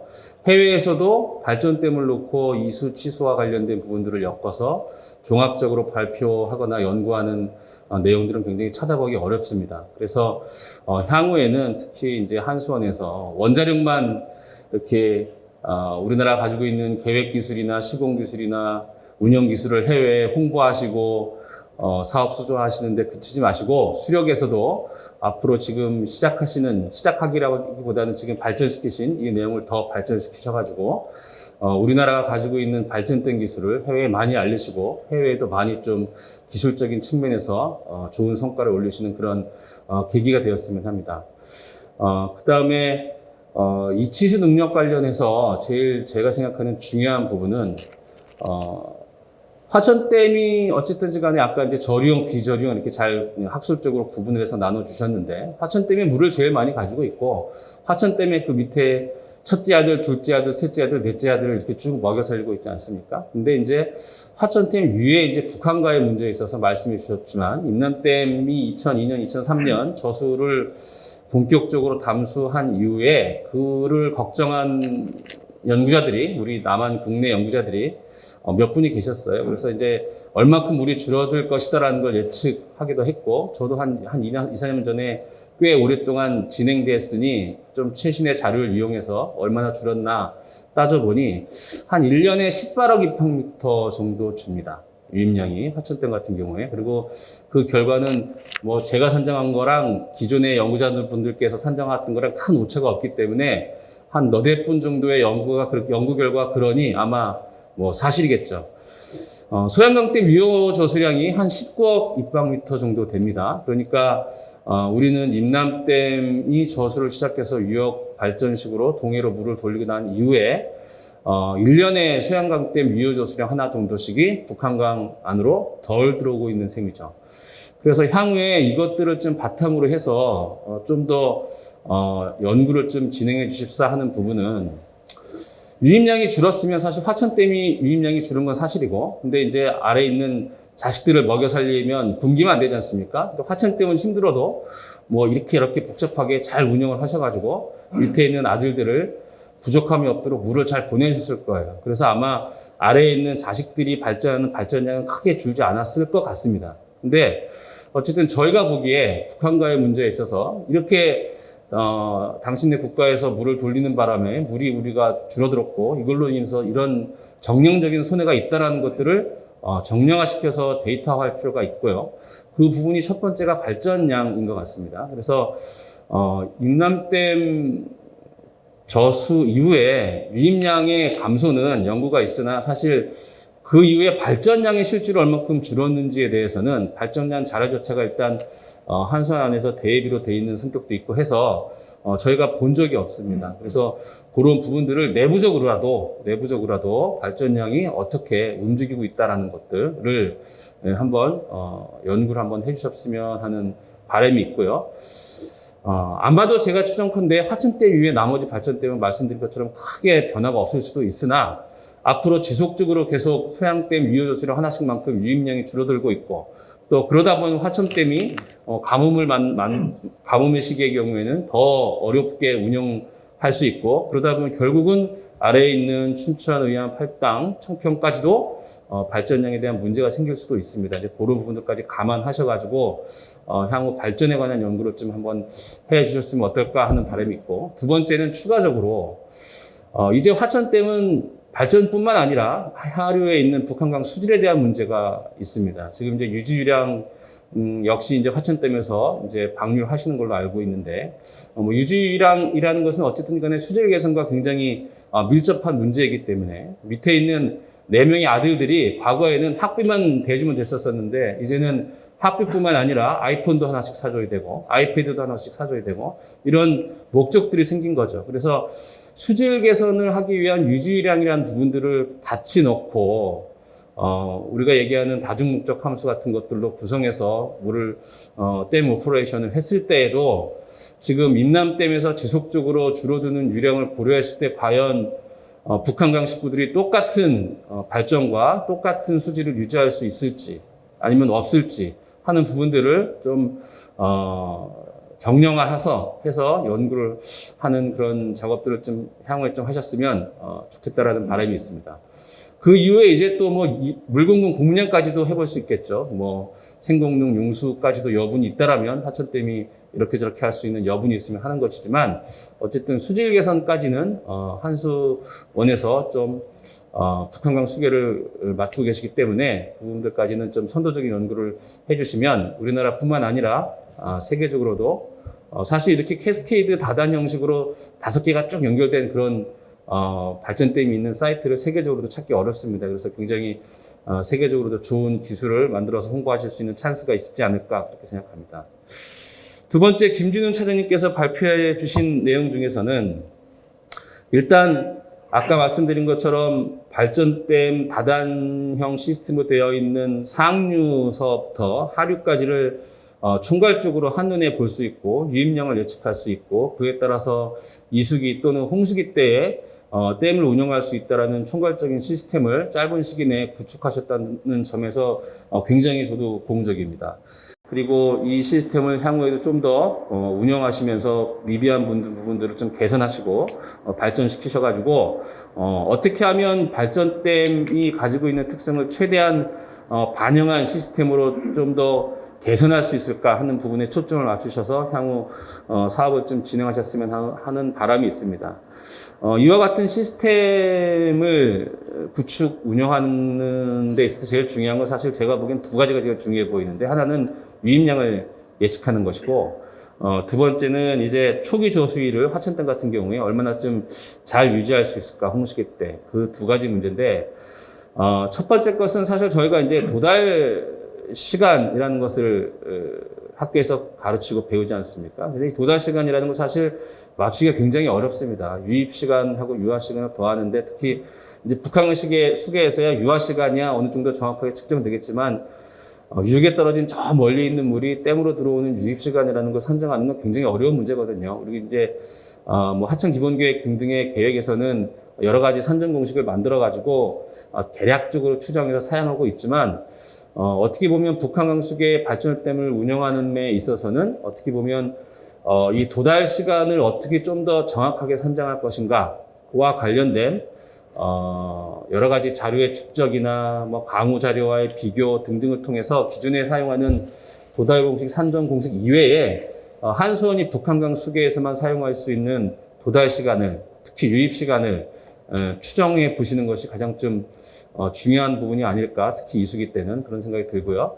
그 다음에 2020년에 올해도 그랬지만 2020년에도 특히 다목적댐 하류에서 섬진강, 금강에서 특히 큰 사고가 났습니다. 그래서 굉장히 수자공사가 많이 힘들어 했었었는데 그때 나왔던 여러 가지 의견들 중에서 댐 운영 입장에서 좀 향후에 좀 바꿨으면 좋겠다라고 하는 부분이 홍수기 제한 수위였었어요. 그래서 홍수기 제한 수위가 홍수기 때 디터미스틱에 선이 딱 그어져 있지만 사실 그거를 그대로 지켜야 될지 그거보다 낮게 운영한다면 얼마나 낮게 운영해야 될지 즉 홍수기 초기의 저수위를 얼만큼 유지해야 우리가 기상청에서 예보된 강우를 어떤 하나의 댐에서 감당할 수 있을지 하는 부분들이 굉장히 화두거리였습니다. 그래서 그와 관련된 다목적 댐 우리 같은 경우에는 이제 기상청 강우 예보에 댐 운영을 의존할 수밖에 없는 상황이기 때문에 강우 예보를 받았을 때 재빠르게 사전 방류나 기타 등등의 방류를 통해서 어떻게 하면 적정 초기 저수위를 유지할 것인가 하는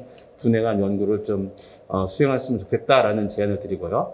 세 번째, 허우명 교수님께서 말씀해 주신 수질 개선제 관련돼서는 저희 집이 의암호 근처 그 공지천 하류에 있어서 집사람하고 이틀에 한 번씩은 산책을 나가는데 올해 홍수기 지나고 나가보니까 물이 굉장히 맑더라고요. 물론 비도 많이 오고 뭐 태풍 예보도 있고 해서 방류도 많이 해서 그런지 물이 굉장히 맑습니다. 밑에 뭐 왔다 갔다 하는 물고기들 다 보이고 그래서 사람들이 산책하는 사람들이며 뭐 여러 사람들이 굉장히 즐거워하는 모습들을 많이 봤는데 향후에는 여기 개발하신 제올라이트 성분의 루미나이트 저 오늘 이게 상품명인지 오늘 처음 알았는데 를 좀 활용한 여러 가지 좀 사업을 의암호나 기타 등등의 발전된 저수지에 시행했으면 좋겠다라는 생각이 듭니다. 근데 이제 문제는 한국수력원자력에서 적극적인 수질 개선 사업을 함에 있어서 가장 큰 걸림돌은 역시 과연 수면 관리자로서의 법적 지위를 가지고 있느냐의 여부일 것 같습니다. 이 법적 지위와 관련돼서는 아마 법제도를 담당하시는 이영근 박사님께서 더 자세하게 말씀해 주실 것 같지만 내수면어업법상에서는 어떻게 보면은 국가나 지방자치단체, 그 다음에 한국수자원공사, 한국농어촌공사 이렇게만 지금 현재는 수면 관리자로서 인정을 해주고 있고 수면 관리자로서의 인정을 받아야 적극적인 수질 개선 사업이라든지 기타 등등의 수면과 관련된 사업들을 할 수 있겠죠. 이 부분들이 지금 한국수력원자력이 수면 관리자로서의 지위를 득하고 있지 못하기 때문에 어떻게 쓰는지 향후에는 좀 수면 관리자로서의 지위를 득하는 그런 법적 지위를 개선하는 그런 좀 적극적인 정책 사업을 좀 하셔야 될 때가 아닌가 생각합니다. 또 물환경보전법에 보면 중점관리 저수지라는 것도 있어요. 그래서 이건 주로 이제 농업용 저수지를 놓고 이제 많이 하는 건데, 뭐 농업용 저수지만 저수지입니까? 발전댐 저수지도 저수지고, 다목적댐 저수지도 저수지고, 특히 수질 개선과 관련해서는 뭐 특히 바운더리의 규정이 필요 없이 굉장히 우리 국민들한테 다가오는 부분들이기 때문에 하나의 조직이라도 더 수질 개선의 틀 안에 들어와 있으면 좋다라는 좀 그런 상식적인 판단 하에 뭐 수자원공사는 뭐 준시장형 공기업이고 뭐 농어촌공사는 뭐 위탁집행형 준정부기관이고 한수원은 뭐 시장형 공기업이고 이런 뭐 약간 어떻게 보면은 그 재정과 관련된 그런 틀에서 벗어나서 우리가 맡은 부분에 대해서 발전을 하고 있으니 한수원에서도 책임과 권한을 다하겠다. 물론 권한이 있으면 책임도 무조건 많이 따르겠죠. 어떨 때 보면 수질이 왜 나빠졌다고 욕도 많이 먹을 수 있고 어떨 때 보면 수질 개선하는 비용이 발생하는 비용보다 더 많이 심각하게 초과하는 경우도 생길 겁니다. 근데 그런 책임과 권한을 다 하시겠다라는 마음을 가지시고 수질 개선에 대한 의지를 좀 높이 좀 하셔야 되지 않을까 하는 생각이 듭니다. 좀 말이 길었습니다. 이상입니다. 예, 감사합니다. 세 명의 발제자의 발제에 대해서 각각 중요한 코멘트를 해주셨습니다. 제가 따로 발제 요약은 하지 않고 패널 토의 시간에 조금 보완을 하도록 하겠습니다. 다음으로는 이승호 홍익대학교 건설환경공학과 교수님께서 토론해 주시겠습니다. 네, 홍익대학교 이승호입니다. 먼저 오늘 이 포럼에 저를 발제자로 초대해 주셨던 한수원의 관계자분들한테 감사하다는 말씀을 드리면서 동시에 부탁 말씀을 좀 드리고 제가 발제를 하려고 합니다. 오늘 이 자리는 통합물관리 실현을 위해서 발전용댐의 활용 방안에 관한 이야기를 논의하는 자리라고 알고 있습니다. 그러면 어떻게 보면은 한수원의 이런 분야들이 후발주자로서 이제 역할을 가져가야 되는 것을 충분히 논의를 해야 될 것 같습니다. 실장님도 와 계시는데요.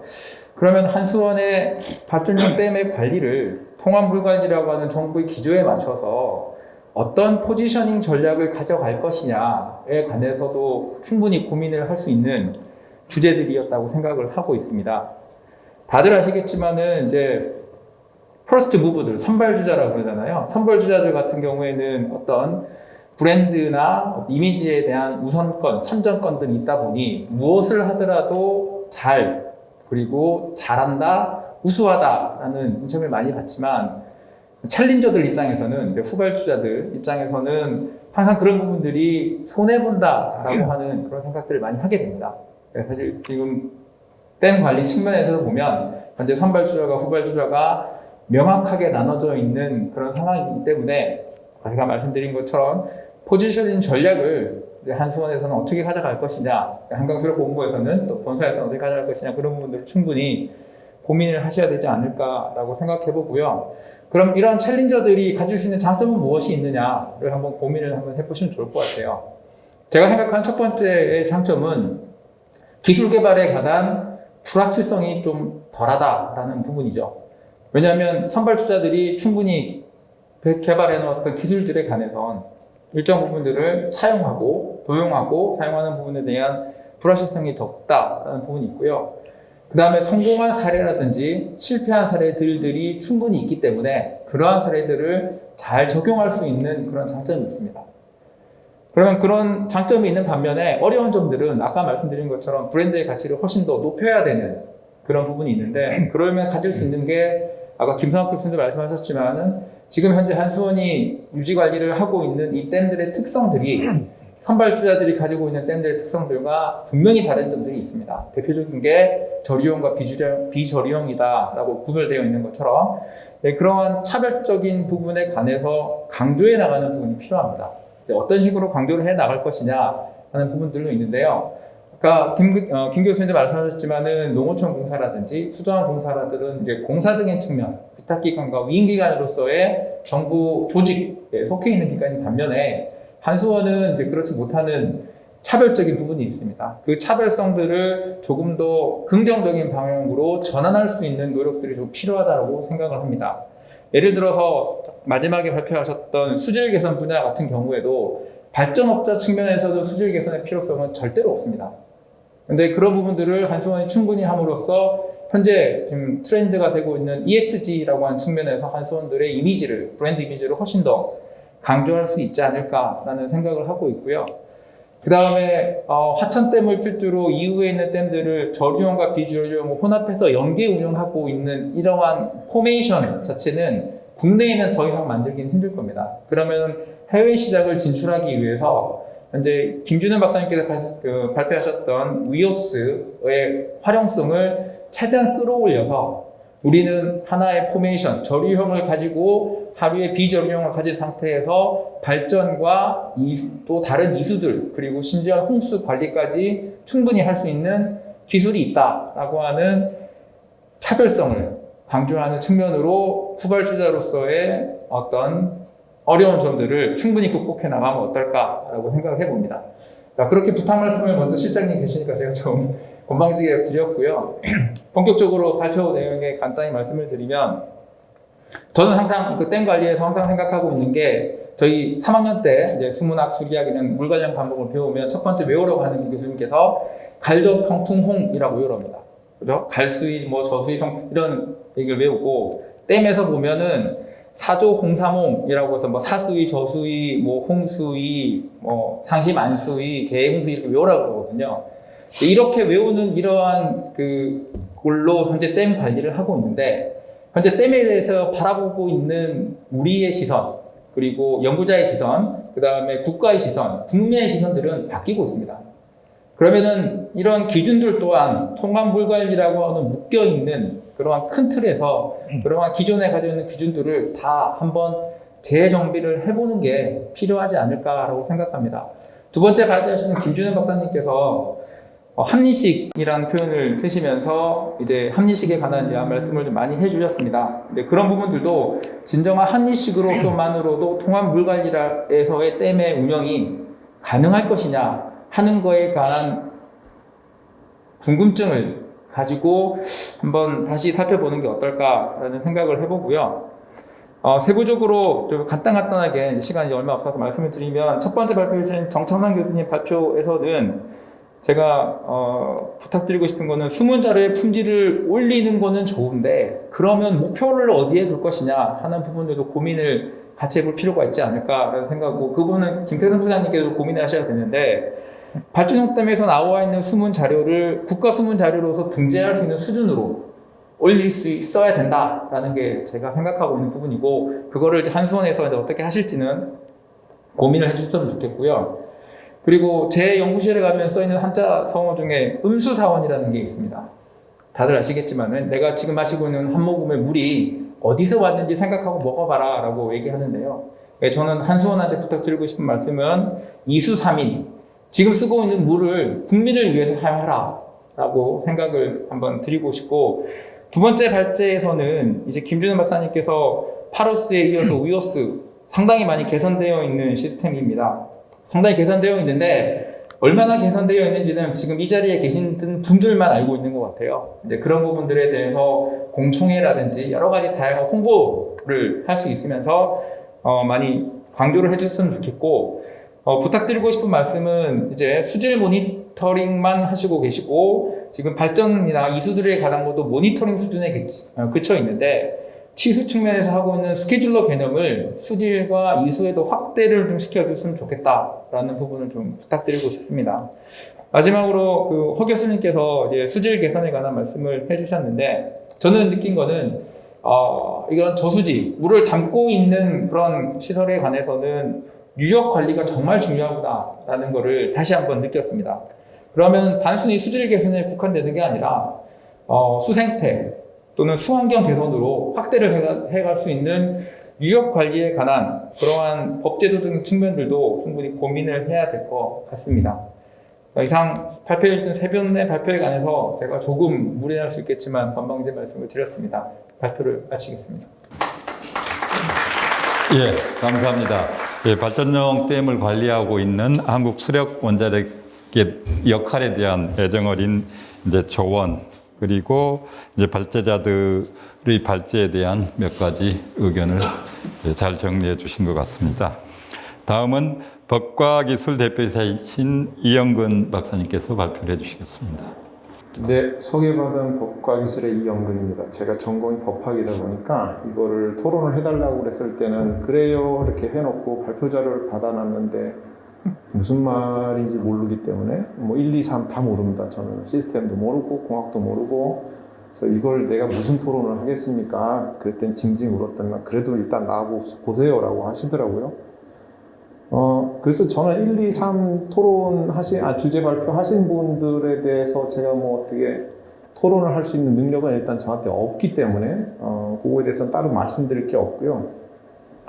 이제 저는 이 춘천국제물포럼은 굉장히 오래전부터 인연이 있어서 지금까지 계속 다녀왔는데 지금처럼 이번에 주제가 댐과 지역사회고 또 발전용 댐이 이렇게 직접적으로 화두에 올라와 있는 거는 한수원한테서는 그래도 꽤 좋은 찬스였지 않느냐라는 생각을 해요.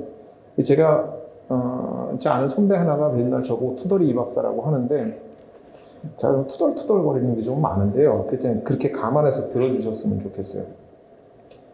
첫 번째 주제 발표가 이치수 능력 검토인데 이 들으면 그래요. 그러니까 이거를 말씀하시는 거 들으면 정창삼 교수님이 뭘 잘못했다 이런 건 저한테 평가할 능력 없다고 말씀드렸잖아요.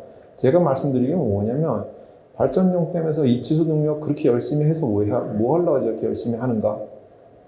김진훈 차장님이 위오스라는 시스템에 대해서 열심히 구축하고 운영이 말씀하셨는데 저거 왜 하나? 수자원 시스템이잖아요. 한수원이 그거 왜 하나? 세 번째 주제 발표 저수지 수질 관리 그걸 왜 한수원한테 얘기하나? 저는 기본적으로 그런 컨셉입니다. 아까 전에 김성욱 교수님이나 이 교수님 말씀하셨는데 우리 이번 주제가 통합물관리이고 최은희 소장님 말씀하시죠. 통합물관리 실현이고 발전용 댐의 활용입니다. 이 두 가지 이 용어가 과연 교차되는 얼마나 그 연계성이 있는지 조금 살펴봐야 될 것 같다라는 생각을 하고요. 우리 요새 들어서 통합물관리라는 용어를 굉장히 많이 듣잖아요. 마치 통합물관리가 모든 것의 물관리에 있어서 절대 선인 것처럼 얘기를 하는데 정말 그런지도 한번 고민해 볼 필요가 있어요. 정말 이 발전댐이 통합물관리 실현을 위해서 뭔가 활용을 해야 되나? 라는 거죠. 또 뭔가에 색깔 엎어져 있는 건 아닌가라는 생각을 한 번쯤 해보는 게 어떨까라는 생각이 드는 거죠. 그런 게 제가 이전에는 어떤지 자세히 모르겠는데 1984년부터 이런 얘기가 있었어요. 감사원에서 팔당댐을 다목적화하자 이런 게 있었고 추진했다가 그것도 중단됐고요.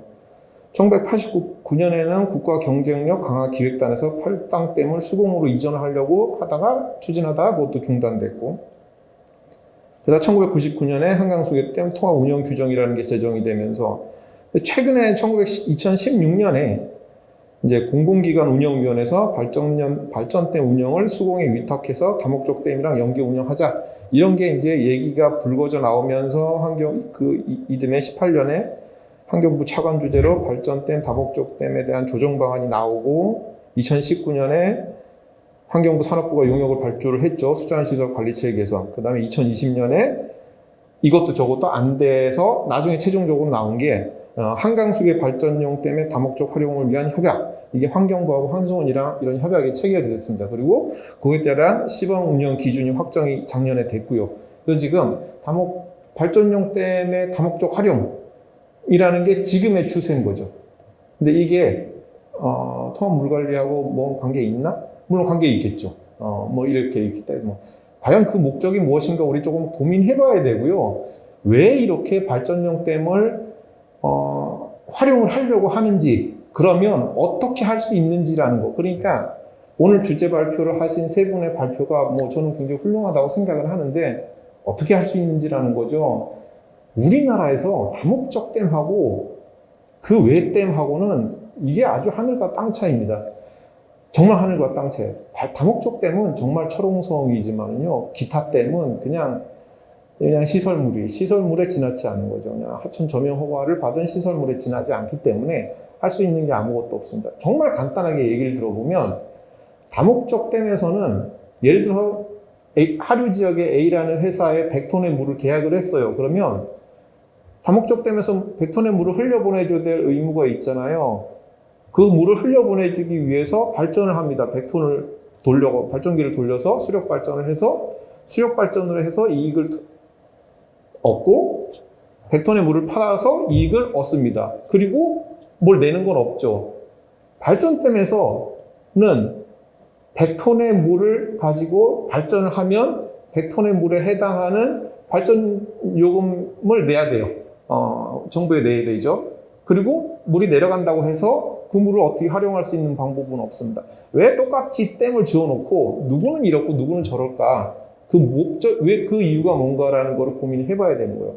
그래서 다목적 댐에 있는 그 댐 사용권이라고 하는 거, 그거 악법입니다. 저는 보기엔 그건 악법이에요. 왜냐하면 하천에는 사건을 설정할 수가 없거든요. 그게 정말 어영부영 들어간 사건이에요. 이런저런 법리도 없고 아무것도 없는 사건이 이렇게 설정돼 버린 거죠.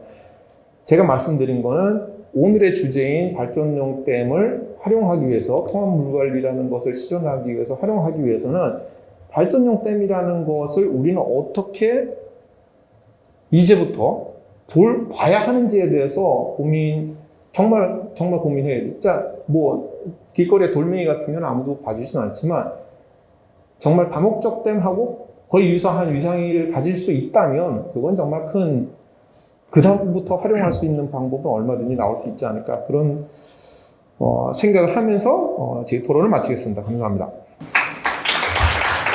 예, 감사합니다.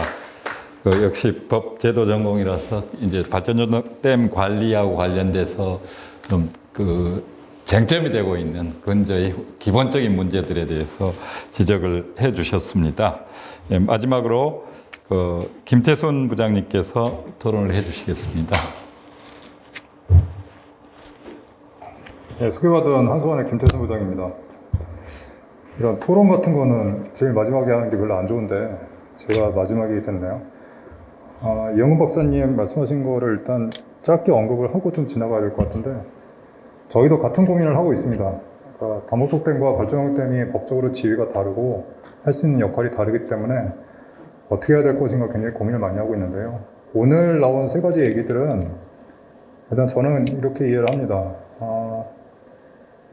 실용적으로 활용할 수 있는 방법을 찾으면 거기에 따른 법, 제도가 따라오지 않겠느냐라고 생각을 해서 일단 시작을 한 겁니다. 영훈 박사님이 이렇게 저희한테 약간 좀 쓴소리를 하신 이유는 저희랑 일도 많이 했고 저랑도 얘기를 많이 했는데 그 한계가 너무 분명하게 보이기 때문에 그 법적인 한계를 돌파할 방법이 뭐가 없냐라고 저희한테 물어보고 계시는 거라고 저는 이해를 합니다. 법적인 관련된 문제들은 저희 부나 저희 본부에서 좀 이래저래 많이 고민을 하고 있고요. 오늘 나왔던 세 가지 이야기들은 그런 발전용댐을 만약에 효용성이 있는지를 검토한다면 어떤 것들이 있느냐에 대한 답을 저희가 나름대로 찾아서 드린 거라고 생각하시면 될 것 같습니다. 오늘 그 발표하신 세 가지 내용에 대해서 제가 간단히 좀 말씀을 드리고 싶은데, 일단 허은영 교수님 발표하신 거는 제가 수질 쪽 전공이 아니라서 아주 간단히 말씀드리면, 이게 저렇게 많은 좋은 성공 사례가 있는데도 정작 저희 회사가 가장 큰 현안을 갖고 있는 도화모에는 아직 살포를 못하고 있는데, 개인적으로도 그리고 회사 차원으로도 그리고 어떻게 보면 지역 주민들한테도 굉장히 안타까운 일이라고 생각합니다. 좀 더 사례를 모으든 아니면 저희가 좀 더 노력을 하든 조만간 도화모 쪽에 좀 적용할 수 있는 기회가 있었으면 좋겠습니다.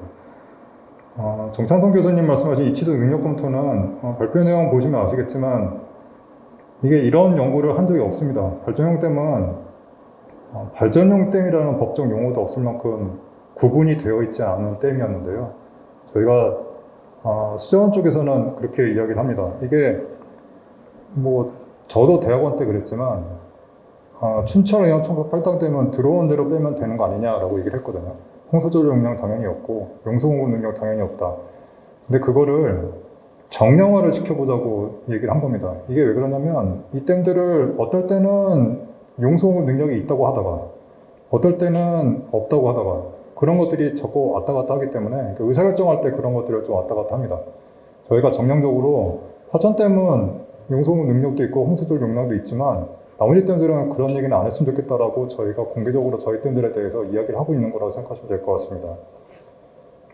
그리고 용수공급 능력 따질 때 춘천, 의원, 청평, 팔당댐 같은 경우는 용수공급 능력이 없다고들 말씀하시는데 이거 가만 한번 생각해 보셨으면 좋겠습니다. 거기 수위를 유지하는 기능이 없으면 그 많은 지자체들에서 물을 퍼갈 방법이 전혀 없습니다. 그 수위를 유지하는 측면에서 용수공급 능력을 갖고 있는 거고요.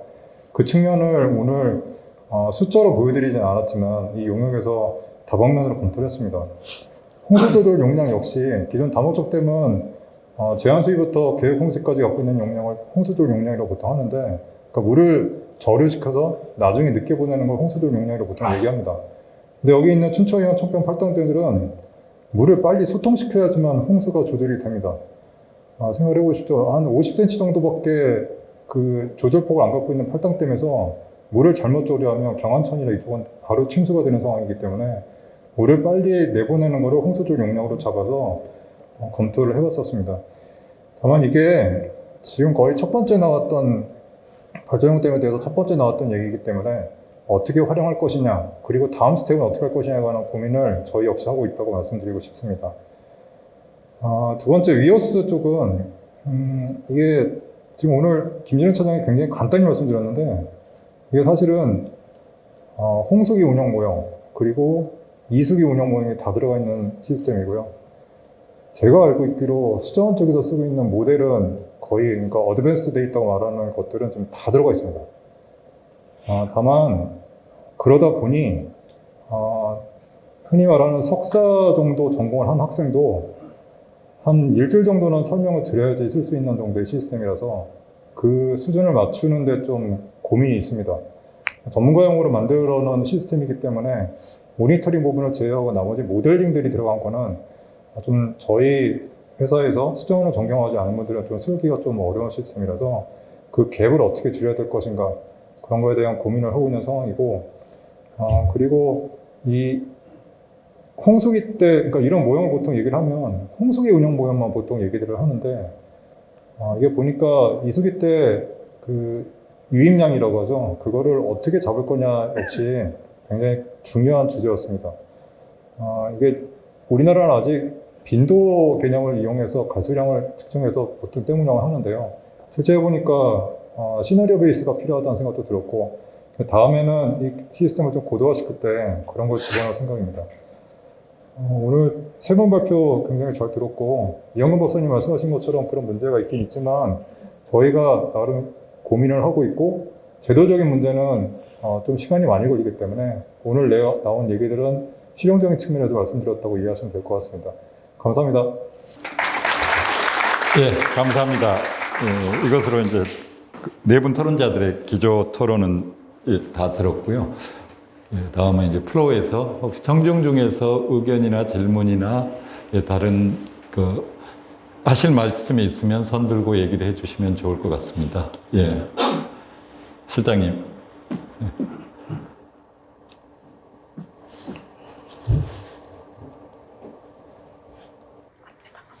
안녕하십니까. 한강수력본부 운영실장을 맡고 있는 박석희입니다. 오늘 발지자님 또 토론해 주고 너무 좋은 말씀을 하셔가지고요. 제가 업무에 있어서 많은 부분을 놓쳤구나 먼저 반성을 해보게 됩니다.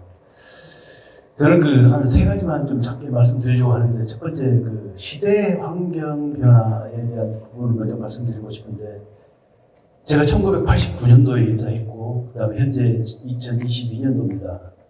오늘 이렇게 발표하신 통화물 관리, 키워드, 발전된 활용 방안, 이런 용어 자체가 없을 정도로 오직 발전만 하도록 하는 저희 미션 연구를 했는데, 우리 허명 교수님 말씀하신 수질 관련 개선, 그 다음에 우리 김상호 교수님이 수면 관리자로서의 어떤 지혜를 확보하고, 그 다음에 수면 관리, 수질 관리에 관한 부분의 함수관계도 말씀해 주셨는데요. 지금 저희 회사로서는 이 댐 수면 관리자 부분을 떠나서 댐 사용자로서 실제 어떤 국가의 국민적 어떤 책무에 대해서 항상 정책 변화를 시도를 하고 있고, 수면 관리자가 아니냐, 수면 관리자가 많으냐를 떠나서 어떤 국민의, 시민의 어떤 부분에 대해서 좀 니즈를 좀 충족하기 위한 기본적으로 저희들이 하고 있는 부분을 좀 이렇게 말씀 알려주셨으면 좋겠고, 두 번째, 지금 다목적댐, 그 다음에 발전댐 부분에 있어서 예전에 저희 신입사원이 이런 말을 하더라고요. 다목적댐 하면은 두 가지 목적을 가지고 있는 댐, 잘 알고 있더라고요. 발전댐은 오직 발전만 하는 댐. 근데 하천댐이 다목적댐 활용을 한다 하길래 이 친구가 이해를 못해요. 예전에도 발전했고, 지금도 발전했고, 지금도 물도 보내고, 예전에도 보냈는데, 예전하고 지금하고 도대체 어떤 차이인지 잘 모르겠습니다, 실장님. 그렇게 말씀하셨고.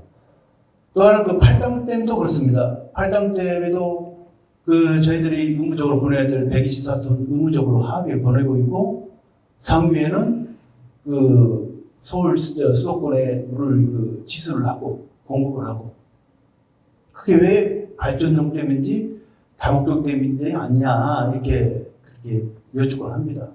근데 그 부분에 대해서는 현재 이영근 박사도 나오시겠지만 어떤 정해진 명문화된 법상의 현실과 다른 차이점에 대해서도 저희들도 상당히 고민을 많이 하는 부분이고, 그 부분에서 저희들이 좀 더 폭넓게 국민들도 설득하고 저희들이 또 노력해야 되는 부분에 대해서는 좀 민감하니까 제가 여기서 마치고요. 마지막으로 하천댐 제한 수에 대해서 이렇게 저희들이 항상 아쉬운 편인데, 실제 저희들이 하천댐 엘리베이션 175m입니다. 만수위는 180m고요.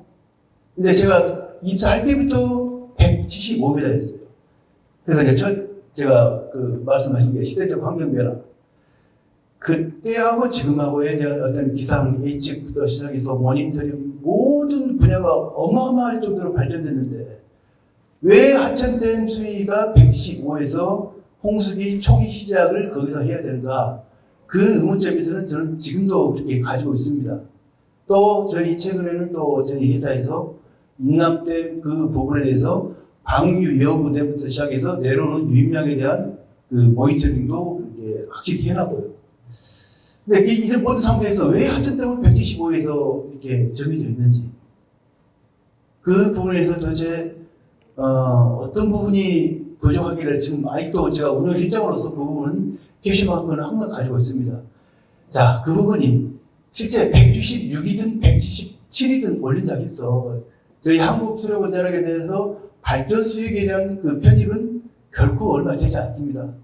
지금 말씀하신 하천댐 그 다목적화 활용 방안에 대해서 실제 제한 수익을 76, 77로 했을 때 우리 국민들, 우리 시민들이 얻는 그 용수에 대한 어떤 그 폭넓은 그 복지라고 생각하면 될 텐데 그 부분에서도 나중에 혹시 기회 되면 우리 교수님 그리고 박사님들 그 전가께서 그 부분에서도 한번 좀 이렇게 좋은 이렇게 좀 토론을 해주셨으면 좋겠다는 생각 마지막으로 하고 감사하는 말씀 감사합니다. 지금이 53분인데 그 플로에서 한 분 정도 더 이렇게 질문이나 의견을 받고 나머지 발표자들께서 한 1, 2분 정도 그 정리해주는 이런 순서로 진행할까 합니다. 혹시 추가로 질문이나 의견 있으십니까? 없으시면 우리 발표자들께서 간단하게 해주시면 되는데 역순으로 좀 하면 될 것 같습니다. 발표 역순으로 이번에는. 네, 감사합니다. 제가 보는 입장에서는 저는 이렇게 보거든요. 댐 관리자가 법적으로 수명 관리자인가 아닌가가 수질 관리는 중요하지 않다. 왜냐하면 우리가 산불 나면 보는 사람이 꺼야지 언제 소방관 불러서 꺼요. 그잖아요, 그죠? 흙탕물 들어오고 녹적 팍팍 피고 있는데 아무나 꺼야 되는 거 아니에요, 그죠? 근데 그걸 언제 수명관리자 찾고 뭐 법적으로 이거 아니다, 네가 해야 돼, 너 이렇게 해가지고는 절대적으로 관리가 되지 않고, 그 다음에 지금 행정에서 하는 여러 가지 그 수질 관리를 위한 대책들, 중장기 대책들은요, 중장기 대책이지, 우리가 이게 그 물을 다 핸들링하고 있는 댐을 운영하는 이런 측면에서는 크게 도움이 안 됩니다, 사실. 그렇다고 언제 우리가 유역관리 다 해가지고 댐 운영합시다? 절대 불가능하고요. 그래서 단기적으로 이렇게 우리가 할 수 있는 것들을 즉시 할 수 있는 그거는 그 댐을 갖고 있는 모든 그 관리자들한테 권한을 줘야 된다고 생각합니다. 이상입니다. 저는 오늘 실장님이 말씀하신 내용에 100% 공감합니다. 왜냐하면은 사실은 뭐 댐이 뭐 태어날 때부터 자기 이름을 타고 나는 건 아니라고 저는 생각합니다. 예를 들어서 보면 시대와 상황에 따라서 너무 틀려지는 게 이번에 저희가 흰남로 왔을 때 경주 사례를 보면 경주 이제 보문단지 위에 덕동댐이 있습니다. 이 덕동댐이 3천만 톤짜리인데 저수율이 25%였습니다. 근데 25%짜리 저수율이 4시간 만에 100%가 차고 이 100% 차면서 그러니까 댐이 비어 있었기 때문에 그 쉽게 얘기하면 경주시가 안전했습니다. 그 덕동댐은 용수공급댐인데 어떻게 보면 다목적으로 활용이 된 거죠. 뭐 또 돈이 아니고. 이게 뭐 그렇게 얘기하면 옛날에 화주수정의 시대에서 소행강댐은 사실은 뭐 저희가 취소하려고 만든 댐이 아니고 전력 생산하려고 만든 댐이거든요. 그러니까 이게 시대와 상황에 따라 가지고 모든 댐들의 기능은 조절돼야 된다라는 거에 저는 100% 공감합니다. 제가 발표했던 내용에서 보면 발전용 댐은 이미 다목적으로 활용되고 있습니다. 이게 정량적으로나 정성적으로 다 판명되는 겁니다. 그래서 저희가 이런 법이나 사회 제도나 이런 것들이 유연하게 조금 변해가야지 이제 앞으로 기후변화 시대에 이런 것들을 좀 더 적극적으로 활용할 수 있다고 생각하고 말씀하신 내용에 극히 공감하는 바입니다. 이상입니다. 네, 김현우 차장님. 예, 뭐 저희는 그 좋은 말씀들 좀 잘 참고해서 앞으로 뭐 한국 필요한 연구들을 좀 수행하겠다는 말씀을 좀 드리고요. 홍수 제한수에 대해서 좀 그러니까 김선 교수님께서는 좀 낮추는 방안은 이제 홍수조 측면에서는 낮추는 게 좋겠죠. 근데 이제 저희들이 모르겠습니다. 그때는 단순 측면에서 보면 좀 일률적으로 홍수기 제한수를 잡았습니다. 119 높이로. 근데 이제 다운택댐 같은 경우는 수문 위에 제한수기가 잡혀 있거든요. 그래서 수문으로 조절할 수 있는 제한수입니다. 근데 저희는 수문으로 조절을 못하는 제한수위죠. 그래서 저희들이 이수 안전도를 좀 살펴보면 뭐 용수 공급 기능이 지금 당장 있지는 않지만 지금 하고는 있죠. 하고는 있는데 살펴보면 그동안 실적으로 하기 때문에 근거리 한 95%, 90% 이상 오고 있거든요. 근데 저희들 봤을 때 이수 안전도 높이려면 제한수를 올려야 돼요. 올리는 게 답인데 그게 약간 진짜 트레이드 오프입니다. 지수를 볼 것이냐, 이수를 볼 것이냐. 그래서 지금 고민 중에 있습니다. 그래서 조만간 이 부분도 저희들이 조금 뭐 개선을 하든 내려는 올리든 어떤 좀 정답을 찾기 위해서 노력을 하겠습니다. 이상입니다. 예, 감사합니다. 시간을 잘 지켜주셔서 감사합니다. 예, 마지막으로 정리를 하겠습니다. 뭐 워낙 발제자 토론자들이 잘 정리해 주셔서 전체적으로 제가 요약은 하지는 않겠고요. 다만 이번 세션 전체 주제하고 관련해서 한 말씀을 드리면 이 세션 주제가 통합물관리 실현을 위한 발전용 댐 활용 방안입니다. 이렇게 발전용 댐을 놓고 이렇게 깊이 있게 토론을 해본 적이 많지 않았던 것 같습니다. 근데 이 제목에서도 알 수 있는 바와 같이 그동안 발전용 댐이라고 하면 발전 사업자가 발전을 하기 위한 이런 용도의 이제 시설로 인식을 하고 관리를 해왔던 것 같습니다.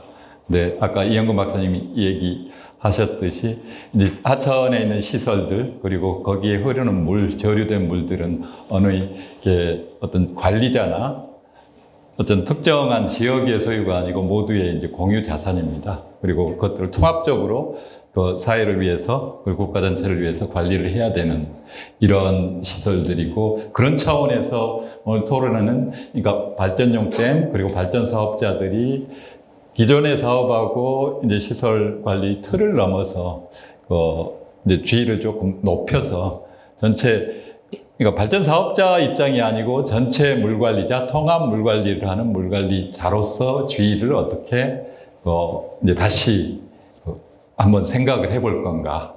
그러니까 댐으로 보면 댐의 기능을 단지 그전에는 발전에만 주목을 했는데 다양한 유역관리, 통합관리에 필요한 다양한 기능들을 어떻게 제대로 발휘할 수 있도록 할 건가. 그러기 위한 이제 여러 고민들을 해주셨고, 그러기 위해서는 객관적으로 과학적인 수문 데이터들이 확보해야 되고, 체계적으로 잘 관리할 수 있는 시스템들, 그리고 기술들이 마련돼야 되기 때문에 그런 이제 그 중에서 이 기본적인 몇 가지 주제를 가지고 말씀을 해주셨던 것 같습니다. 그래서 이거를 시작으로 앞으로 이제 발전용 댐을 포함한 전체 오늘 우리 춘천물 포럼 전체 주제가 댐과 지역사회인데 댐들이 단지 이제 특정 기관이나 특정 지역들이 아니고 한강유역 전체, 국가 전체를 위해서 어떻게 관리돼야 될 건가, 그리고 또 그걸 위해서 어떤 노력을 해야 될 건가 하는 이제 중요한 고민을 같이 해보는 자리였다. 그런 의미에서 이제 새로운 출발점이었다. 이렇게 말씀드리고 앞으로 이제 그것들을 위해서 같이 노력하자는 이런 자리였지 않나 이런 생각을 합니다. 그래서 시간이 거의 다 된 것 같아서 그동안 이게 2시간 동안 그 발표를 잘 해주시고 토론을 잘 해주시고 또 집중해서 끝까지 경청해 주신 모두에게 감사를 드리고 그런 의미에서 같이 박수를 치고 이 세션을 마치면 될 것 같습니다. 감사합니다.